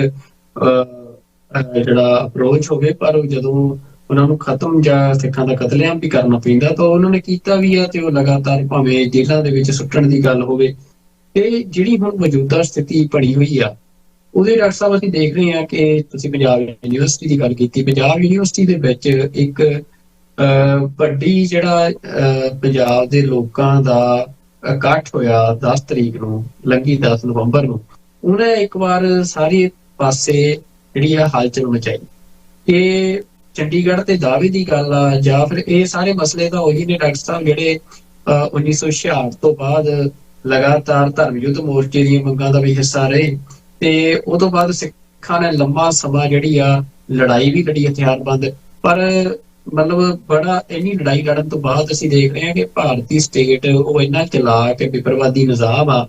ਇਹ ਸਾਰਾ ਕੁਝ ਹੋਣ ਤੋਂ ਬਾਅਦ ਇੱਕ ਵੀ ਮੰਗ ਜਿਹੜੀ ਆ ਜਾਂ ਇੱਕ ਵੀ ਆਪਣਾ ਰਿਸੋਰਸ ਜਿਹੜਾ ਆ ਉਹ ਸਿੱਖ ਜਾਂ ਪੰਜਾਬ ਜਿਹੜੇ ਆ ਉਹ ਹਜੇ ਤੱਕ ਵੀ ਆਪਣੇ ਪ੍ਰਬੰਧ 'ਚ ਨਹੀਂ ਲੈ ਸਕੇ। ਤਾਂ ਇਹ ਜਿਹੜਾ ਇੱਕ ਵਾਰ ਦੁਬਾਰਾ ਫੇਰ ਨਵੀਂ ਨੌਜਵਾਨ ਪੀੜ੍ਹੀ ਖਾਸ ਤੌਰ ਦੇ ਉੱਤੇ ਜਿਹੜੀ 1990 ਤੋਂ ਬਾਅਦ ਦੀ ਜੰਮੀ ਆ, ਉਹ ਜਿਸ ਤਰੀਕੇ ਦੇ ਨਾਲ ਪਹੁੰਚੀ ਹੈ ਚੰਡੀਗੜ੍ਹ ਤੇ ਆਪਣਾ ਦਾਅਵਾ ਪੇਸ਼ ਕਰਨ ਦੇ ਲਈ, ਆਪਣੀ ਧਰਤੀ ਤੇ ਆਪਣਾ ਦਾਅਵਾ ਪੇਸ਼ ਕਰਨ ਦੇ ਲਈ, ਤਾਂ ਇਹ ਕਨਫਰਮ ਜਾਂ ਇਹ ਐਨਾਲਿਸਿਸ ਕੀਤੇ ਜਾ ਰਹੇ ਆ ਕਿ 2027 ਦੀ ਜਿਹੜੀ ਚੋਣ ਆ ਉਹ ਇੱਕ ਵੱਡਾ ਜੰਗ ਦੇ ਅਖਾੜੇ ਵਾਂਗ ਬਣਨ ਪੰਜਾਬ 'ਚ ਜਾ ਰਹੀ ਆ, ਜਿੱਥੇ ਭਾਜਪਾ ਇਹ ਕੋਸ਼ਿਸ਼ ਕਰ ਰਹੀ ਹੈ ਕਿ ਸਿੱਖ ਚਿਹਰਿਆਂ ਦੇ ਰਾਹੀਂ, ਗੁਰਦੁਆਰਾ ਕਮੇਟੀਆਂ ਦੇ ਰਾਹੀਂ ਸਿੱਖਾਂ ਦੇ ਅੰਦਰ ਆਪਣਾ ਪ੍ਰਭਾਵ ਸਥਾਪਿਤ ਕਰਕੇ ਪੰਜਾਬ ਦੇ ਵਿੱਚ ਵੱਧ ਸੀਟਾਂ ਲਿਜਾ ਸਕੇ ਜਾਂ ਸਰਕਾਰ ਬਣਾ ਸਕੇ। ਤੇ ਦੂਜੇ ਪਾਸੇ ਅਸੀਂ ਦੇਖ ਰਹੇ ਹਾਂ ਕਿ ਆਮ ਆਦਮੀ ਪਾਰਟੀ ਦੀ ਇਸ ਸਮੇਂ ਸਰਕਾਰ ਆ, ਉਹ ਵੀ ਇਹ ਕੋਸ਼ਿਸ਼ ਦੇ ਵਿੱਚ ਆ ਕਿ ਉਹ ਆਪਣੀ ਸਰਕਾਰ ਨੂੰ ਰਿਟੇਨ ਕਰ ਸਕਣ। ਪਰ ਨਾਲ ਹੀ ਸਿੱਖ ਜਿਹੜੀ ਪੋਲਿਟਿਕਸ ਆ ਉਹ ਡਿਸਕ੍ਰੈਡਿਟ ਹੋਈ ਸ਼੍ਰੋਮਣੀ ਅਕਾਲੀ ਦਲ ਦੇ ਰੂਪ 'ਚ। ਤਾਂ ਹੁਣ ਜਿਹੜੀਆਂ ਸੰਭਾਵਨਾਵਾਂ ਇਹ ਬਣਦੀਆਂ ਨਜ਼ਰ ਆ ਰਹੀਆਂ ਨੇ ਕਿ ਚਾਹੇ ਉਹ ਭਾਈ ਅੰਮ੍ਰਿਤਪਾਲ ਸਿੰਘ ਹੋਰਾਂ ਦੀ ਧਿਰ ਹੋਵੇ ਜਾਂ ਉਹਨਾਂ ਦੀ ਚੋਣ ਪਿਛਲੀ ਵਾਰ ਸਰਬਜੀਤ ਸਿੰਘ ਖਾਲਸਾ ਦੀ ਚੋਣ ਆ ਜਾਂ ਵੱਡੇ ਪੱਧਰ ਤੇ ਸਿਮਰਨਜੀਤ ਸਿੰਘ ਮਾਨ ਹੋਰਾਂ ਨੂੰ ਵੀ ਵੋਟਾਂ ਪਈਆਂ, ਤਾਂ ਕੀ ਤੁਹਾਨੂੰ ਲੱਗ ਰਿਹਾ ਕਿ ਸਿੱਖਾਂ ਨੂੰ ਕੀ ਅਪਰੋਚ ਲੈਣੀ ਚਾਹੀਦੀ ਆ? ਜਿੱਥੇ ਇੱਕ ਪਾਸੇ ਖਾਲਿਸਤਾਨ ਦੀ ਖੁੱਲ੍ਹ ਕੇ ਗੱਲ ਪੰਜਾਬ ਦੇ ਵਿੱਚ ਸਿੱਖ ਜਥੇਬੰਦੀਆਂ ਕਰ ਰਹੀਆਂ ਨੇ, ਪਰ ਦੂਜੇ ਪਾਸੇ ਆਨੰਦਪੁਰ ਸਾਹਿਬ ਦੇ ਮਤੇ ਦੀ ਤੇ ਪੰਜਾਬ ਦੇ ਰਿਸੋਰਸਿਸ ਨੂੰ ਭਾਰਤੀ ਸਟੇਟ ਤੋਂ ਬਚਾਉਣ ਦੇ ਲਈ ਵੀ ਇੱਕ ਨੌਜਵਾਨਾਂ ਦੇ ਵਿੱਚ ਇੱਕ ਨਵੀਂ ਜਿਹੜਾ ਨੈਰੇਟਿਵ ਆ ਉਹ ਸਟੈਬਲਿਸ਼ ਹੋ ਰਿਹਾ ਕਿ ਜਿਹੜੀ ਆਪਣੀ ਸਰਕਾਰ ਆ ਉਹ ਪੰਜਾਬ ਦੇ ਵਿੱਚ ਸਥਾਪਿਤ ਕੀਤੀ ਜਾਵੇ, ਤਾਂ ਕਿ ਜਿਹੜੇ ਆਪਣੇ ਰਿਸੋਰਸ ਆ ਉਹ ਬਚਾਏ ਜਾ ਸਕਣ ਜਾਂ ਲੜਾਈ ਲੜੀ ਜਾ ਸਕੇ ਤਗੜੇ ਹੋ ਕੇ। ਤਾਂ ਤੁਸੀਂ ਇਹਦੇ ਤੇ ਕੀ, ਤੁਹਾਡੇ ਵਿਚਾਰ ਕੀ ਨੇ? ਕੀ ਅਪਰੋਚ ਸਿੱਖਾਂ ਨੂੰ ਇਸ ਸਮੇਂ ਲੈਣੀ ਚਾਹੀਦੀ ਆ ਇਲੈਕਟੋਰਲ ਪੋਲਿਟਿਕਸ ਨੂੰ ਲੈ ਕੇ? ਦੇਖੋ, ਜਦੋਂ ਤੁਸੀਂ ਇਹ ਬਰੀਫ ਦੇ ਰਹੇ ਸੀ ਤਾਂ ਮੇਰੇ ਮਨ ਦੀਆਂ ਨਜ਼ਰਾਂ ਸਾਹਮਣੇ ਕਾਇਦੇ ਆਜ਼ਮ ਮੁਹੰਮਦ ਅਲੀ ਜਿਨ੍ਹਾਂ ਦੇ ਉਹ ਅਲਫਾਜ਼ ਜਿਹੜੇ ਉਹਨਾਂ ਨੇ ਸਰ ਸੋਭਾ ਸਿੰਘ ਖੁਸ਼ਵੰਤ ਸਿੰਘ ਦੇ ਪਿਓ ਨੂੰ ਕਹੇ ਸੀ ਕਿ ਸਿੱਖਸ ਆਰ ਪੋਲੀਟੀਕਲੀ ਨਾਈਵ, ਸਿਆਸੀ ਅਨਾੜੀ ਨੇ। they have seen Hindus as the co-slaves, but when they will see them as the rulers, they will see their true face when Hindus will be the masters and Sikhs will be the slaves. ਕਿ ਉਹਨਾਂ ਨੇ ਸਹਿ ਗੁਲਾਮ ਦੇ ਤੌਰ ਤੇ ਦੇਖਿਆ ਹਿੰਦੂਆਂ ਨੂੰ। ਜਦੋਂ ਇਹਨਾਂ ਦੇ ਹੱਥ ਪਾਵਰ ਆਈ, ਤੁਸੀਂ ਫਿਰ ਜਲਵਾ ਦੇਖੋਗੇ ਕਿ ਇਹ ਮਾਲਕ ਹੋਣਗੇ ਔਰ ਤੁਸੀਂ ਗੁਲਾਮ ਹੋਵੋਗੇ। ਔਰ ਤੁਸੀਂ ਬਿਲਕੁਲ ਠੀਕ ਕਿਹਾ ਕਿ ਜੇ ਅਸੀਂ 78 ਸਾਲਾਂ ਦੇ ਵਿੱਚ ਦੇਖੀਏ, ਜਿਹੜਾ ਸਫ਼ਰ 10 ਅਕਤੂਬਰ 1947 ਨੂੰ ਕ੍ਰਿਮੀਨਲ ਟ੍ਰਾਈਬ ਦੇ ਲੇਬਲ ਤੋਂ ਬਾਅਦ ਸਿੱਖਾਂ ਨੇ ਸ਼ੁਰੂ ਕੀਤਾ ਹੈ, 37 ਸਾਲ ਬਾਅਦ ਜੂਨ 84 ਦੇ ਪਹਿਲੇ ਹਫ਼ਤੇ ਅਨਡਿਕਲੇਅਰਡ ਟੋਟਲ ਵਾਰ ਸਿੱਖਾਂ ਦੇ ਉੱਤੇ ਭਰਪਾ ਕੀਤੀ ਗਈ। ਇੱਕ ਜਨਰੇਸ਼ਨ ਉਹਨਾਂ ਨੇ ਮਾਰ ਦਿੱਤੀ, ਇੱਕ ਡਰੱਗਸ ਦੇ ਹਵਾਲੇ ਕਰ ਦਿੱਤੀ। ਹਾਲਾਤ ਇਹਨਾਂ 20-25-30 ਸਾਲਾਂ 'ਚ ਇਕਨੋਮਿਕਲੀ ਰੂਇਨ ਇਹਨਾਂ ਕਰ ਦਿੱਤਾ ਕਿ ਨੈਕਸਟ ਜਨਰੇਸ਼ਨ ਪਲਾਇਨ ਕਰਨ ਦੇ ਉੱਤੇ ਮਜਬੂਰ ਹੋਈ, ਪਰਦੇਸੀ ਬਣੇ। ਔਰ ਜਿਹੜੇ ਬਚੇ ਉਹਨਾਂ ਨੂੰ ਹੁਣ ਗੈਂਗਸਟਰ ਕਹਿ ਕੇ ਪਿਛਲੇ ਕੱਲ ਹੀ ਕੋਈ ਡੇਰਾ ਬੱਸੀ ਕੇ ਕਿਤੇ ਵੀ ਮੁਕਾਬਲਾ ਹੋਇਆ, 2-3 ਨੌਜਵਾਨ ਮਾਰੇ ਗਏ ਨੇ। ਔਰ ਇਹ ਵਰਤਾਰਾ ਜਿਵੇਂ ਸੁਖਪਾਲ ਸਿੰਘ ਖਹਿਰਾ ਨੇ ਕਿਹਾ ਕਿ ਆਮ ਆਦਮੀ ਪਾਰਟੀ ਦੀ ਸਰਕਾਰ ਨੇ ਵੀ ਜਿਹੜੇ ਉਹ ਪੁਲਿਸ ਮੁਕਾਬਲਿਆਂ 'ਚ ਝੂਠਿਆਂ ਦੇ ਵਿੱਚ ਨੌਜਵਾਨ ਮਾਰਨੇ ਸ਼ੁਰੂ ਕੀਤੇ ਹੋਏ ਨੇ। ਇਹਦੇ 'ਚ ਕੋਈ ਸ਼ੱਕ ਨਹੀਂ ਹੈ, ਇਹ ਇੱਕ ਪਾਸੇ ਡਾਰਕ ਸਾਈਡ ਹੈ ਆਫ ਦਾ ਰੂਲਿੰਗ ਪਾਵਰ। ਉਹ ਦਿੱਲੀ 'ਚ ਨਹਿਰੂ ਤੋਂ ਲੈ ਕੇ ਨਰਿੰਦਰ ਮੋਦੀ ਤੱਕ ਜੇ ਅਸੀਂ ਸਾਰੇ ਹੀ ਵਰਤਾਂਤ ਨੂੰ ਦੇਖੀਏ ਤਾਂ ਆਲਮੋਸਟ ਇਹਨੂੰ ਡੀਪ ਸਟੇਟ ਜਾਂ ਦੂਸਰਾ ਕਹਿੰਦੇ ਨੇ, ਉਹਨਾਂ ਦੀ ਕਾਰਵਾਈ। ਦੂਸਰੇ ਪਾਸੇ ਜਦੋਂ ਅਸੀਂ ਪੰਜਾਬ ਦੀ ਧਰਤੀ, ਗੁਰੂਆਂ ਦੀ ਵਰੋਸਾਈ ਧਰਤੀ, ਔਰ ਮੈਨੂੰ ਬਹੁਤ ਚੰਗਾ ਲੱਗਾ ਜਦੋਂ ਮੈਂ ਅਸ਼ਮੀਤ ਸਿੰਘ ਜਿਸ ਨੂੰ ਉਹ ਇੰਟਰਵਿਊਅਰ ਪੁੱਛ ਰਿਹਾ ਸੀ ਕਿ ਵੀ BBC ਇੰਟਰਵਿਊ ਕਰ ਰਹੀ ਸੀ ਕਿ ਘੋੜਿਆਂ ਦੇ ਉੱਤੇ ਨਿਹੰਗ ਸਿੰਘ ਤੁਹਾਨੂੰ ਮਿਲਣ ਆਉਣਾ ਚਾਹੁੰਦੇ ਸੀ ਤੇ ਉਹਨਾਂ ਨੇ, ਪੁਲਿਸ ਨੇ ਕਿਹਾ ਵੀ ਘੋੜੇ ਨਹੀਂ ਆ ਸਕਦੇ। ਉਹਨਾਂ ਨੇ ਕਿਹਾ ਕਿ ਵੀ ਅਸੀਂ ਤਾਂ ਘੋੜਿਆਂ ਦੇ ਇਸ ਧਰਤੀ ਦਾ ਸਬੰਧ ਹੈ, ਅਸੀਂ ਤਾਂ ਜਾਨ ਭਾਈ ਕਹਿਣ ਵਾਲੇ ਆ, ਸਾਡਾ ਤਾਂ ਇਸ ਕਿਸਮ ਦਾ ਸਬੰਧ ਹੈ ਇਸ ਧਰਤੀ ਤੇ। ਨੀਲੇ ਦੇ ਸ਼ਾਹ ਸਵਾਰ ਦੇ ਉਸ ਨੀਲੇ ਪੌੜ ਦੀਆਂ ਜਿਹੜੀਆਂ ਨੇ ਗੂੰਜਾਂ ਨੇ। ਸੋ ਮੈਂ ਸਮਝਦਾ ਹਾਂ ਵੀ ਜਿਹੜਾ ਸਾਡੀ ਗੁਰੂਆਂ ਦੀ ਰਹਿਮਤ ਵਾਲੀ ਧਰਤੀ, ਸਾਡਾ ਗਲੋਰੀਅਸ ਇਤਿਹਾਸ, ਇਹ ਸੂਰਜ ਦੀ ਕਿਰਨ ਵਾਂਗ ਹੈ ਜਿਹੜਾ ਉਸ ਸਾਰੇ ਦੇ ਬਾਵਜੂਦ ਜਦੋਂ ਜੂਨ 84 ਹੋਇਆ, ਇੱਕ ਵੱਡਾ ਤਬਕਾ ਸ਼ੌਕ 'ਚ ਚਲਾ ਗਿਆ। ਉਹਨਾਂ ਨੂੰ ਲੱਗਾ ਵੀ ਇਹ ਸਾਡੇ ਨਾਲ ਕੀ ਹੋ ਗਿਆ, ਲੇਕਿਨ 3-4 ਮਹੀਨਿਆਂ ਬਾਅਦ ਅੱਖਾਂ ਦੇ ਵਿੱਚ ਵਿਰਾਗ ਵੀ ਸੀ, ਲਾਲੀ ਵੀ ਸੀ ਕਿ ਭਾਈ ਸੁੱਖਾ ਸਿੰਘ, ਮਹਿਤਾਬ ਸਿੰਘ ਜਿਹੜੇ ਨੇ, ਉਹਨਾਂ ਨੇ ਅਜੋਕੇ ਪੀਰੀਅਡ ਦੇ ਵਿੱਚ ਵੀ ਉਸ ਲੜੀ ਨੂੰ ਜਿਹੜਾ ਸਾਡੇ ਬੇਅੰਤ ਸਿੰਘ, ਸਤਵੰਤ ਸਿੰਘ, ਕੇਰ ਸਿੰਘ ਨੇ ਅੱਗੇ ਤੋਰਿਆ। ਇਵੇਂ ਹੀ ਜਿੰਦੇ ਸੁੱਖੇ ਨੇ ਜਦੋਂ ਜਨਰਲ ਵੈਦਿਆ ਨੂੰ ਸੋਧਿਆ, ਇਤਿਹਾਸ ਦੇ ਅੰਦਰ ਜਿਹੜਾ ਸੀ ਸਾਡੀ ਜਸਟੀਫਿਕੇਸ਼ਨ ਹੋਈ। ਔਰ ਹੁਣ ਦੇ ਪੀਰੀਅਡ, ਔਰ ਇਹ ਸ਼ਾਇਦ ਮੈਂ ਅੱਗੇ ਵੀ ਇਸ ਕੋਟ ਕੀਤਾ ਸੀ ਕਿ ਅਮਿਤ ਸ਼ਾਹ ਨੂੰ, ਕਿਉਂਕਿ ਤੁਸੀਂ 2027 ਦੀਆਂ ਇਲੈਕਸ਼ਨਾਂ ਦੀਆਂ ਪੋਸਿਬਿਲਿਟੀਜ਼ ਔਰ ਸਾਡੇ ਸਾਹਮਣੇ ਜੋ ਚੋਇਸਿਸ ਨੇ ਉਹਦੀ ਗੱਲ ਕੀਤੀ। ਅਮਿਤ ਸ਼ਾਹ ਨੂੰ ਪੁੱਛ ਰਿਹਾ ਹੈ ਪੱਤਰਕਾਰ कि क्या 2027 में बीजेपी की हुकूमत बनेगी पंजाब में? तो वो जवाब देता है कि इस सृष्टि को ब्रह्मा ने बनाया है और इस सृष्टि को बनाने वाला ब्रह्मा भी नहीं जानता कि पंजाब में क्या होने वाला है। हुण ये एक पासे इन्हां दी फ्रस्ट्रेशन है, दूसरे पासे तुसी इस तो अंदाजा ला सकते हो कि इन्हां दा 2027 तक पंजाब नूं काबू करन दे लई ਕਿਹੜੇ ਇਹਨਾਂ ਨੇ ਜਿਹੜੇ ਨੇ ਸਟੰਟ ਕਰਨੇ ਨੇ, ਕਿਹੜੀਆਂ ਚਾਲਾਂ ਚੱਲਣੀਆਂ ਨੇ, ਕਿਹਦੇ ਤੇ ਈਡੀ ਰੇਡ ਪਵਾਉਣੇ ਨੇ, ਕਿਹਨੂੰ ਇਹਨਾਂ ਨੇ ਜਿਹਦੀ ਪਿੱਠ ਠੋਕਣੀ ਹੈ, ਉਹ ਸਾਰੇ ਹੀ, ਕਿਉਂਕਿ ਇਹ ਜਿਵੇਂ ਚੈਸ ਦੀ ਖੇਡ ਹੁੰਦੀ ਹੈ, ਉਹਦੇ ਵਾਂਗ ਇਹ ਤਾਂ ਉਹ ਸਾਰੇ ਦੇ ਮਾਰ ਨੇ, ਔਰ ਅਮਿਤ ਸ਼ਾਹ ਨੂੰ ਤਾਂ ਕਿਹਾ ਹੀ ਚਾਣਕਿਆ ਜਾਂਦਾ ਹੈ। ਪਰ ਮੈਂ ਸਮਝਦਾ ਹੈ ਵੀ ਇੱਕ ਪਾਰਟ, ਜਿਵੇਂ ਜੇ ਤੁਸੀਂ ਇਹਨਾਂ ਦਾ ਮਾਡਲ ਦੇਖਣਾ ਹੋ ਜੋ ਬਿਹਾਰ 'ਚ ਇਹਨਾਂ ਨੇ ਕੀਤਾ, ਇੱਕ ਪਾਸੇ ਇਸ ਗੱਲ ਦਾ ਧਿਆਨ ਰਹੇ ਕਿ ਸਪੈਸ਼ਲ ਇਨਵੈਸਟੀਗੇਟਿਵ ਰਿਪੋਰਟਿੰਗ ਦੇ ਨਾਂ ਥੱਲੇ, ਵੋਟਾਂ ਦੇ ਸੁਧਾਰ ਦੇ ਨਾਂ ਥੱਲੇ ਇਹਨਾਂ ਨੇ ਬਿਹਾਰ ਦੇ ਵਿੱਚ ਲੱਖਾਂ ਦੀ ਗਿਣਤੀ ਦੇ ਵਿੱਚ ਮੁਸਲਮਾਨਾਂ ਦੀਆਂ ਔਰ ਸ਼ਡਿਊਲ ਕਾਸਟ ਟ੍ਰਾਈਬਸ ਦੀਆਂ, ਜਿਹੜੇ ਇਹਨਾਂ ਨੂੰ ਲੱਗਦਾ ਸੀ ਵੀ ਟ੍ਰੈਡੀਸ਼ਨਲ ਵੋਟਰ ਨਹੀਂ ਆ, ਉਹ ਵੋਟਾਂ ਕੱਟੀਆਂ।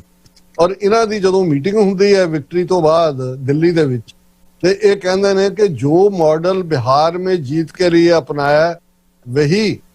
बंगाल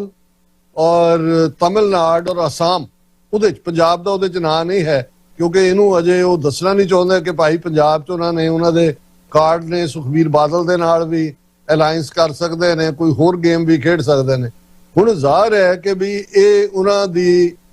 ਜਿਹੜੀ ਲਾਈਨ ਹੈ ਉਹ ਉਹਨਾਂ ਨੇ ਇੱਕ ਤਾਂ ਜਿਵੇਂ ਉਹਨਾਂ ਦਾ ਚੋਣ ਕਮਿਸ਼ਨਰ ਐਕਸਟੈਂਸ਼ਨ ਬਣ ਗਿਆ ਬੀਜੇਪੀ ਦੀ, ਈਵੀਐਮ ਮਸ਼ੀਨਾਂ ਇਹਨਾਂ ਦੇ ਕੋਲ ਨੇ, ਜੋ ਕੁਝ ਵਾਪਰ ਰਿਹਾ ਚੋਣਾਂ ਦੇ ਨਾਂ ਥੱਲੇ ਉਹਦੇ ਚ ਜ਼ਾਹਰ ਹੈ ਵੀ ਜਦੋਂ ਅਮਿਤ ਸ਼ਾਹ ਨਾਲ ਇਹ ਵੀ ਕਹਿੰਦਾ ਕਿ ਅਗਲੇ 50 ਸਾਲ ਅਸੀਂ ਰਾਜ ਕਰਾਂਗੇ, ਤੇ ਇਹਨਾਂ ਨੇ ਉਸ ਪ੍ਰੋਸੈਸ ਨੂੰ ਵੀ ਕੰਟਰੋਲ ਕੀਤਾ। ਸੈਕੰਡਲੀ ਹਰਿਆਣਾ ਮਾਡਲ,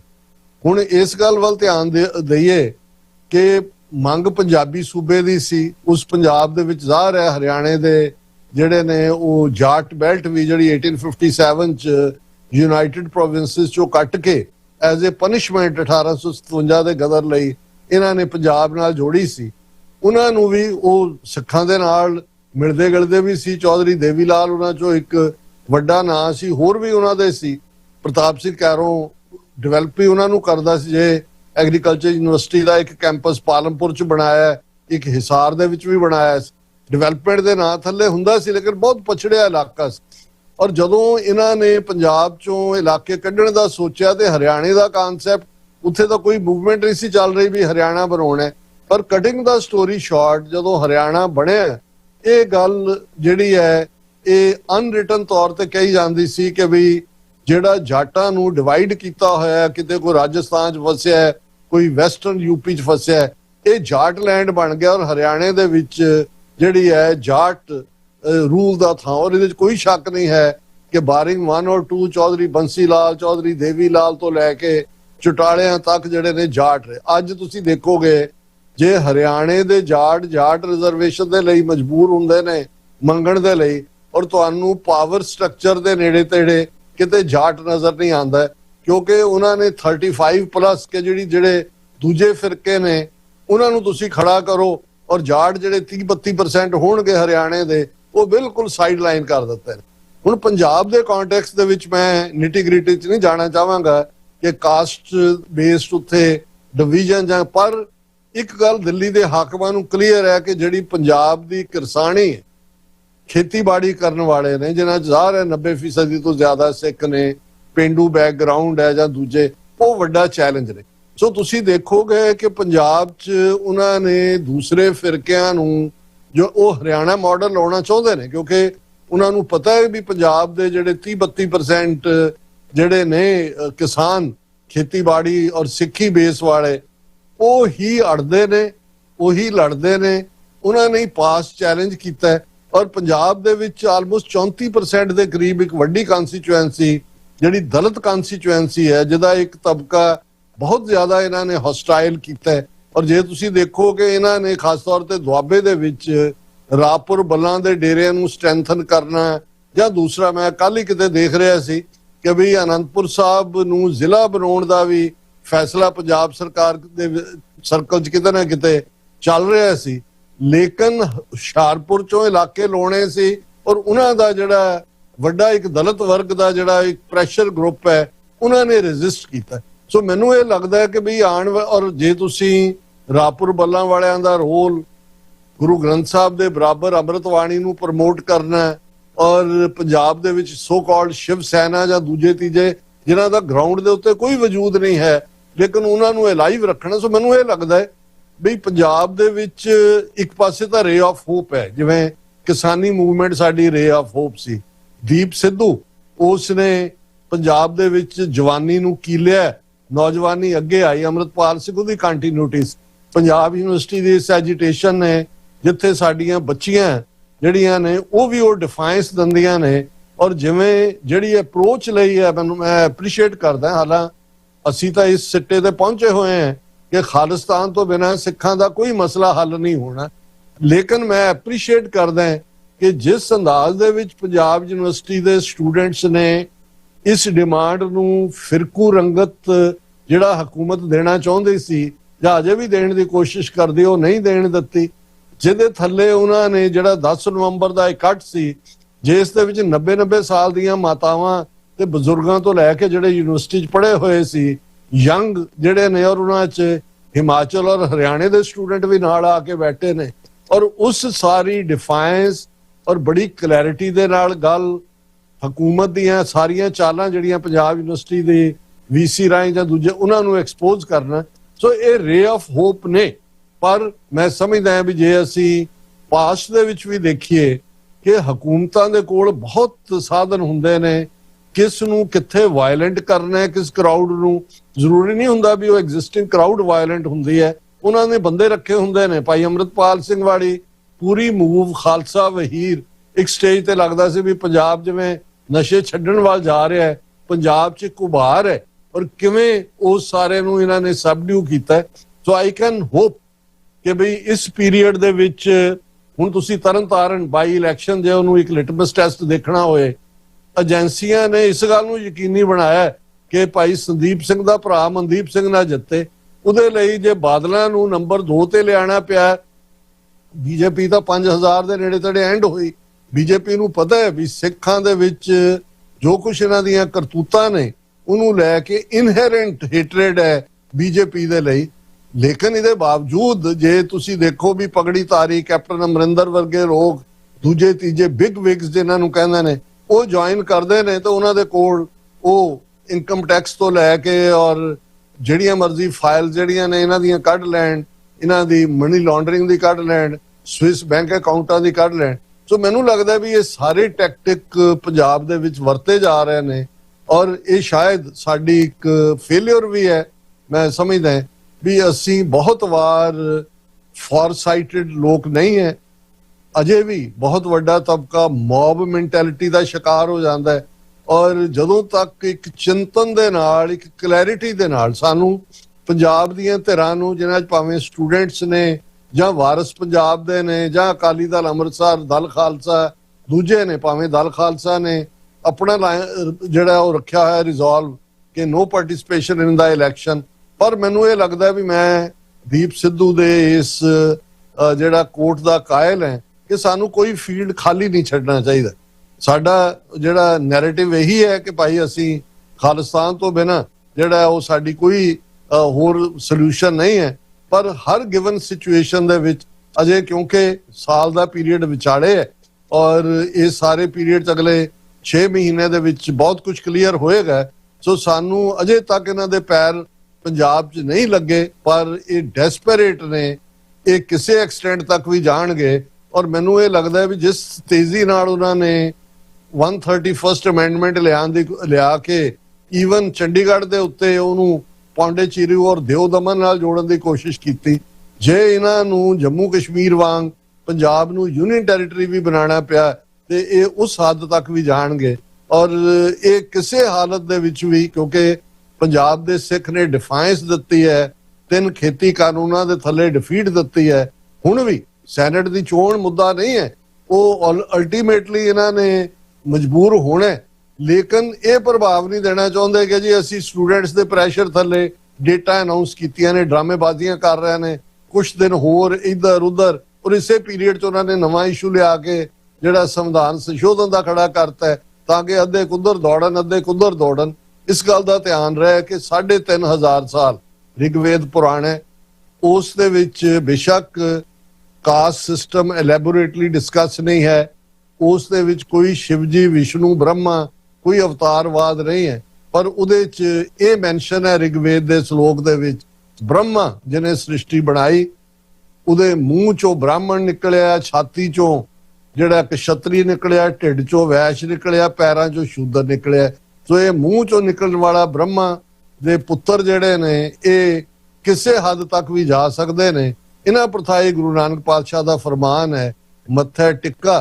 ਤੇੜ ਧੋਤੀ ਕਖਾਈ, ਹੱਥ ਛੁਰੀ ਜਗਤ ਕਸਾਈ। ਇਹ ਬੁੱਚਰ ਆਫ ਦਾ ਵਰਲਡ ਨੇ, ਮੂੰਹ ਮੇ ਰਾਮ ਰਾਮ ਬਗਲ ਮੇ ਛੁਰੀ, ਇਹ ਇਹਨਾਂ ਦਾ ਮੰਤਰ ਹੈ। ਜਿਸ ਨੂੰ ਇਹ ਗਾਇਤਰੀ ਮੰਤਰ ਪਰ ਭਾਵੇਂ ਗਾਇਤਰੀ ਮੰਤਰ ਕੋ ਹੋਰ ਪੜ ਰਹੇ ਹੁੰਦੇ ਨੇ, ਪਰ ਅਸਲ ਮੰਤਰ ਇਹਨਾਂ ਦੀ ਜਿਹੜੀ ਓਵਰਆਲ ਇਹਨਾਂ ਦੀ ਪਛਾਣ ਹੈ ਔਰ ਇਹਨਾਂ ਦੀ ਕਰਤੂਤ ਹੈ, ਇਹਨਾਂ ਦੀ ਮਿਸ਼ਨ ਸਟੇਟਮੈਂਟ ਹੈ, ਇਹ ਮੂੰਹ ਮੇ ਰਾਮ ਰਾਮ ਬਗਲ ਮੇ ਛੁਰੀ। ਡਾਕਟਰ ਸਾਹਿਬ ਤੁਸੀਂ ਕਾਫੀ ਡਿਟੇਲ ਦੇ ਵਿੱਚ ਜਿਹੜੀ ਇਹ ਸਿਚੁਏਸ਼ਨ ਆ ਕਿ ਇਹ ਜਿਹੜੀ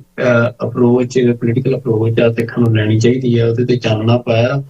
ਤੇ ਜਾਂਦੇ ਜਾਂਦੇ ਹੁਣ ਸਾਡਾ ਸਮਾਂ ਵੀ ਹੋ ਚੱਲਿਆ, ਤੇ ਮੈਂ ਜ਼ਰੂਰ ਜਾਣਨਾ ਚਾਹੁੰਦਾ ਕਿ ਭਾਰਤ ਜਿੱਥੇ ਇੱਕ ਪਾਸੇ ਅਸੀਂ ਇੰਟਰਨਲ ਪੋਲਿਟਿਕਸ ਦੀ ਗੱਲ ਕੀਤੀ ਆ,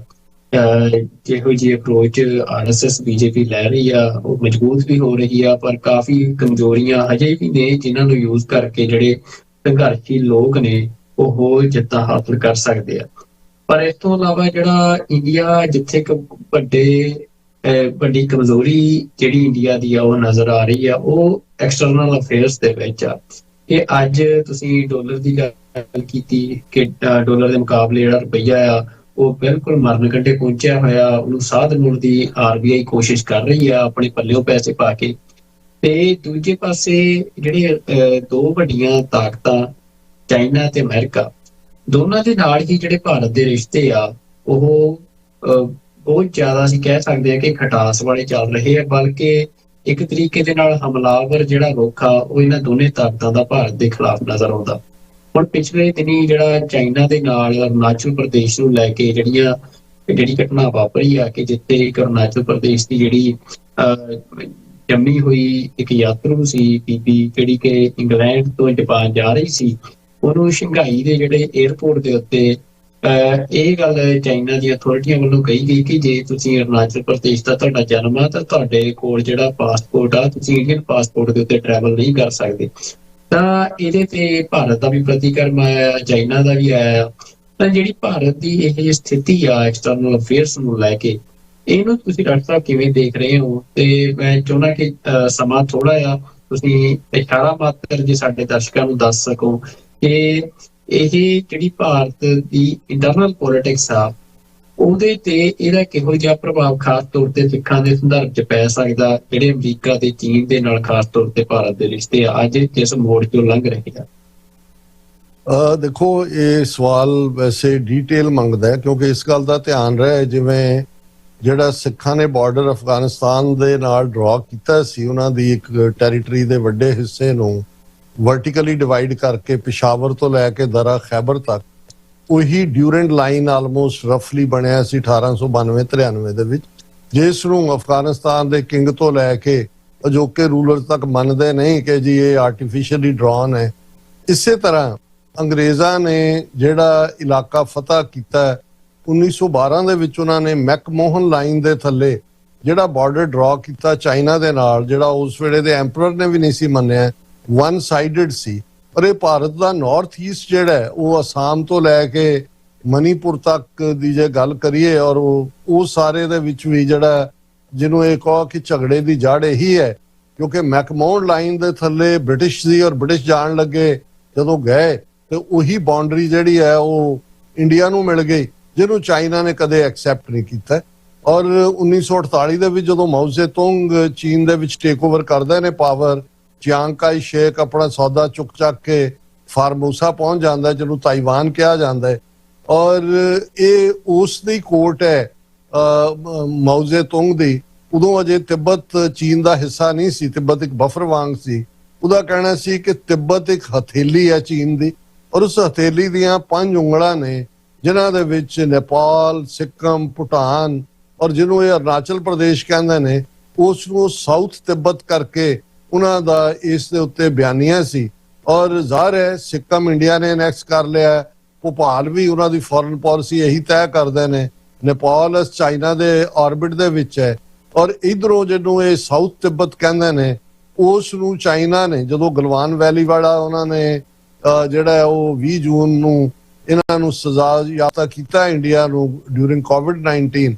ਉਦੋਂ ਤੋਂ ਲੈ ਕੇ ਹੁਣ ਤੱਕ 4000 ਸਕੁਅਰ ਕਿਲੋਮੀਟਰ ਦੇ ਕਰੀਬ ਟੈਰੀਟਰੀ ਵੀ ਚਾਈਨਾ ਨੇ ਗਲਵਾਨ ਤੋਂ ਲੈ ਕੇ ਡੈਮਸੋਂਗ ਡੈਮਚੌਕ ਤੱਕ ਇੰਡੀਆ ਦੀ ਲਈ ਹੈ। ਔਰ ਉਸ ਪੀਰੀਅਡ ਪਿਛਲੇ 2 ਸਾਲਾਂ 'ਚ ਉਹਨਾਂ ਨੇ ਅਰੁਣਾਚਲ ਪ੍ਰਦੇਸ਼ ਦੇ 19 ਦੇ ਕਰੀਬ ਜਿਹੜੇ ਟਿਕਾਣੇ ਨੇ ਜਿਨ੍ਹਾਂ 'ਚ ਹਿਲਸ ਨੇ, ਉਹਨਾਂ ਦੇ ਟਾਊਨਸ ਨੇ, ਉਹਨਾਂ ਦੇ ਨਾਂ ਆਪਣੀ ਮੈਂਡਰਿਨ ਲੈਂਗੁਏਜ ਜਿਹੜੀ ਚਾਈਨਾ ਦੀ ਆਫੀਸ਼ੀਅਲ ਲੈਂਗੁਏਜ ਆ ਉਹਦੇ ਨਾਂ ਥੱਲੇ ਰੱਖੇ ਨੇ। ਉਹ ਜ਼ੰਗੋਂਗ ਜਾਂ ਕੁਛ ਉਹ ਨਾਂ ਸਾਊਥ ਤਿੱਬਤ ਦਾ ਵੀ ਅਰੁਣਾਚਲ ਦਾ ਉਹਨਾਂ ਨੇ ਰੱਖਿਆ ਹੋਇਆ। ਘਟਨਾ ਦਾ ਜ਼ਿਕਰ ਤੁਸੀਂ ਕੀਤਾ ਹੈ, ਇਸ ਬੀਬੀ ਦਾ ਨਾਂ ਪ੍ਰੇਮਾ ਵੈਂਗੋਮ ਥੋਂਗਡੌਕ ਹੈ, ਅਰੁਣਾਚਲ ਦੀ ਜੰਮੀ ਹੈ, 13-14 ਸਾਲ ਤੋਂ ਲੰਡਨ 'ਚ ਹੈ, ਫਾਈਨੈਂਸ ਕੰਪਨੀ ਲਈ ਕੰਮ ਕਰਦੀ ਹੈ। ਕਿਸੇ ਆਪਣੇ ਕਾਨਫਰੰਸ ਦੇ ਸਿਲਸਿਲੇ 'ਚ ਜਾਪਾਨ ਜਾ ਰਹੀ ਸੀ, ਚਾਈਨੀਜ਼ 에ਅਰਲਾਈਨ ਸ਼ੰਘਾਈ ਜਿਹੜਾ ਚੀਨ ਦਾ ਹਿੱਸਾ ਉੱਥੋਂ ਟ੍ਰਾਂਜ਼ਿਟ ਸੀ, ਔਰ ਚਾਈਨੀਜ਼ ਪਾਲਿਸੀ ਦੇ ਥੱਲੇ ਜੇ ਤੁਸੀਂ 24 ਘੰਟੇ ਦੇ ਵਿੱਚ ਹੀ ਟ੍ਰਾਂਜ਼ਿਟ ਤੇ ਦੂਜੇ ਪਾਸੇ ਜਾਣਾ ਹੋਏ ਵੀਜ਼ੇ ਦੀ ਲੋੜ ਨਹੀਂ ਹੁੰਦੀ।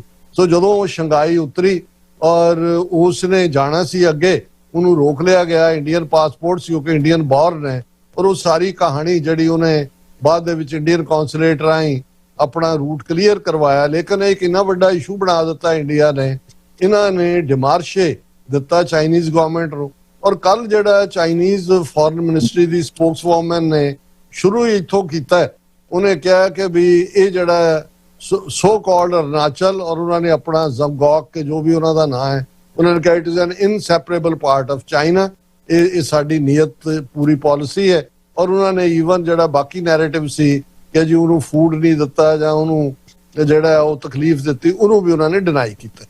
ਹੁਣ ਗੱਲ ਜਿਹੜੀ ਇਹ ਭਾਰਤ ਕਿਸ ਹੱਦ ਤੱਕ ਫੇਲ ਹੈ ਫੋਰਨ ਪਾਲਿਸੀ 'ਚ, ਅਸੀਂ ਦੇਖਦੇ ਹਾਂ ਵੀ ਗਲਵਾਨ ਵੈਲੀ ਵਾਲੇ ਟਕਰਾਅ ਤੋਂ ਬਾਅਦ ਭਾਰਤ ਪੂਰੀ ਤਰ੍ਹਾਂ ਅਮਰੀਕਾ ਦੇ ਖੈਮੇ 'ਚ ਆਇਆ। ਔਰ ਪ੍ਰੈਜ਼ੀਡੈਂਟ ਟਰੰਪ ਦੀ ਪਹਿਲੀ ਟਰਮ ਦੇ ਵੇਲੇ ਆਲਰੇਡੀ ਕਿਉਂਕਿ ਕੁਆਡ 'ਚ ਆ ਚੁੱਕਾ ਸੀ ਔਰ ਇਸ ਲਈ ਚੀਨ ਨੇ 2020 ਦੇ ਵਿੱਚ ਉਹਨੂੰ ਸਬਕ ਵੀ ਸਿਖਾਉਣਾ ਸੀ। ਔਰ ਉਸ ਤੋਂ ਬਾਅਦ ਇਵੇਂ ਲੱਗਦਾ ਸੀ ਕਿ ਜਿਵੇਂ ਉਹ ਇੰਡੋ ਪੈਸੀਫਿਕ ਟਰਮ ਅਮਰੀਕਾ ਵਾਲਿਆਂ ਨੇ ਘੜ ਲਈ, ਭਾਰਤ ਨੂੰ ਵੀ ਲੱਗਾ ਕਿ ਜੀ ਹੁਣ ਸਾਡੀ ਅਹਿਮੀਅਤ ਇੰਨੀ ਕੁ ਹੋ ਗਈ ਹੈ ਕਿ ਚਾਈਨਾ ਦੇ ਖਿਲਾਫ ਜਿਹੜਾ ਲਫ਼ਜ਼ ਬਹੁਤ ਵਰਤਿਆ ਗਿਆ ਇਹਨਾਂ ਦੇ so called foreign policy expert ਵੱਲੋਂ ਕਿ we are like a bulwark against China. So ਉਹ ਮੈਂ ਸਮਝਦਾ ਵੀ ਪਿਛਲੇ 9 ਮਹੀਨੇ 'ਚ ਜਿਵੇਂ ਟਰੰਪ ਨੇ ਇਹਨਾਂ ਨੂੰ ਭਿਉਂ ਕੇ ਇਹਨਾਂ ਦੇ ਸਿਰ 'ਚ ਮਾਰੀਆਂ ਨੇ। ਟਰੰਪ ਦਾ ਨਾਂ ਸੁਣਦਾ ਇਹ ਦੌੜ ਜਾਂਦਾ ਹੈ G20 ਦੀ ਮੀਟਿੰਗ, ਜਦੋਂ ਉਹਨੂੰ ਪਤਾ ਲੱਗਾ ਕਿ ਜੋਹਾਨਸਬਰਗ ਟਰੰਪ ਨਹੀਂ ਆ ਰਿਹਾ ਤੇ ਉੱਥੇ ਪਹੁੰਚ ਗਿਆ। ਸੋ ਇਹ ਸਾਰੇ ਦਾ ਪਾਰਟ ਇਹ ਹੈ ਵੀ ਅਮਰੀਕਾ ਦੇ ਨਾਲ ਅਜੇ ਵੀ ਜਿਵੇਂ ਯੂਕਰੇਨ ਵਾਰ ਦੀਆਂ ਨੈਗੋਸ਼ੀਏਸ਼ਨ ਚੱਲ ਰਹੀਆਂ, ਰਸ਼ੀਆ ਦੇ ਨਾਲ ਕੋਈ ਡੀਲ ਹੋ ਜਾਂਦੀ ਹੈ, ਇਹਨਾਂ ਦਾ ਉਹ 25% ਟੁੱਟ ਜਾਂਦਾ ਜਿਹੜਾ ਇਹਨਾਂ ਨੂੰ ਪਨਿਸ਼ਮੈਂਟ ਲਾਈ ਹੈ, ਆਇਲ ਖਰੀਦ ਸਕਦਾ। ਅਦਰਵਾਈਜ਼ ਇਹਨਾਂ ਦੀ ਇਕਨੋਮੀ ਦਾ ਬੇੜਾ ਗਰਕ, ਫੋਰਨ ਪਾਲਿਸੀ ਦਾ ਬੇੜਾ ਗਰਕ। ਔਰ ਜਿਹੜਾ ਚਾਈਨਾ ਨੇ ਔਰ ਇਹ ਜਦੋਂ ਚਾਈਨਾ ਨੇ ਆਫੀਸ਼ੀਅਲ ਰਿਐਕਸ਼ਨ ਦਿੱਤਾ ਹੈ, ਅੱਜ ਫਿਰ ਇੰਡੀਅਨ ਫੋਰਨ ਮਿਨਿਸਟਰੀ ਨੇ ਕਿਹਾ ਕਿ ਜੀ ਅਸੀਂ ਤਾਂ ਨਾਰਮਲ ਕਰਨਾ ਚਾਹੁੰਦੇ ਹਾਂ relations, this is not good, this is not A good practice, ਇਹ ਉਹ ਜਿਵੇਂ ਮੂੰਹ ਚੋਂ ਤੁਸੀਂ ਝੱਗ ਸੁੱਟਣ ਤੋਂ ਬਿਨਾਂ ਕੁਝ ਨਹੀਂ ਕਰ ਸਕਦੇ। ਸਿੱਖ ਨੁਕਤਾ ਨਿਗਾਹ ਤੋਂ ਮੈਂ ਸਮਝਦਾ ਹਾਂ ਵੀ ਸਾਡੇ ਲਈ ਇੱਕ ਪਾਰਟ ਸੈਟਬੈਕ ਹੈ ਜੇ ਅਸੀਂ ਡਾਇਸਪੋਰਾ ਦੇ ਐਂਗਲ ਤੋਂ ਕਹਿਣਾ ਹੋਏ ਵੀ ਇੱਕ ਪੀਰੀਅਡ 'ਚ ਜਦੋਂ 5 ਵਾਈਜ਼ ਕੰਟਰੀਜ਼ ਦੀ ਸਾਂਝੀ ਨੀਤੀ ਸੀ, ਉਦੋਂ ਕੈਨੇਡਾ ਦੇ ਵਿੱਚ ਹਰਦੀਪ ਸਿੰਘ ਨਿੱਜਰ ਦਾ ਮਰਡਰ ਹੁੰਦਾ ਹੈ, ਇੰਟੈਲੀਜੈਂਸ ਸ਼ੇਅਰਿੰਗ ਹੁੰਦੀ ਹੈ, ਜਸਟਿਨ ਟਰੂਡੋ ਸਟਰੋਂਗ ਲਾਈਨ ਲੈ ਲੈਂਦੇ ਨੇ, ਭਾਰਤ ਨਾਲ ਟ੍ਰੇਡ ਖਤਮ ਹੋ ਜਾਂਦੀ ਹੈ, ਉਹਨਾਂ ਦੇ 6 ਟਾਪ ਡਿਪਲੋਮੈਟ ਕੱਢ ਦਿੱਤੇ ਜਾਂਦੇ ਨੇ ਜਿਨ੍ਹਾਂ 'ਚ ਉਹਨਾਂ ਦਾ ਹਾਈ ਕਮਿਸ਼ਨਰ ਵੀ ਸ਼ਾਮਲ ਹੈ। ਪਰ ਇਸ ਟਰੰਪ ਦੀ ਟੈਰਿਫ ਵਾਰਫੇਅਰ 'ਚ ਕੈਨੇਡਾ ਦੇ ਨਾਲ ਜਦੋਂ ਸਿੱਧੇ ਤੌਰ ਦੇ ਉੱਤੇ ਕੈਨੇਡਾ ਨੂੰ ਛਿਟਕ ਕੇ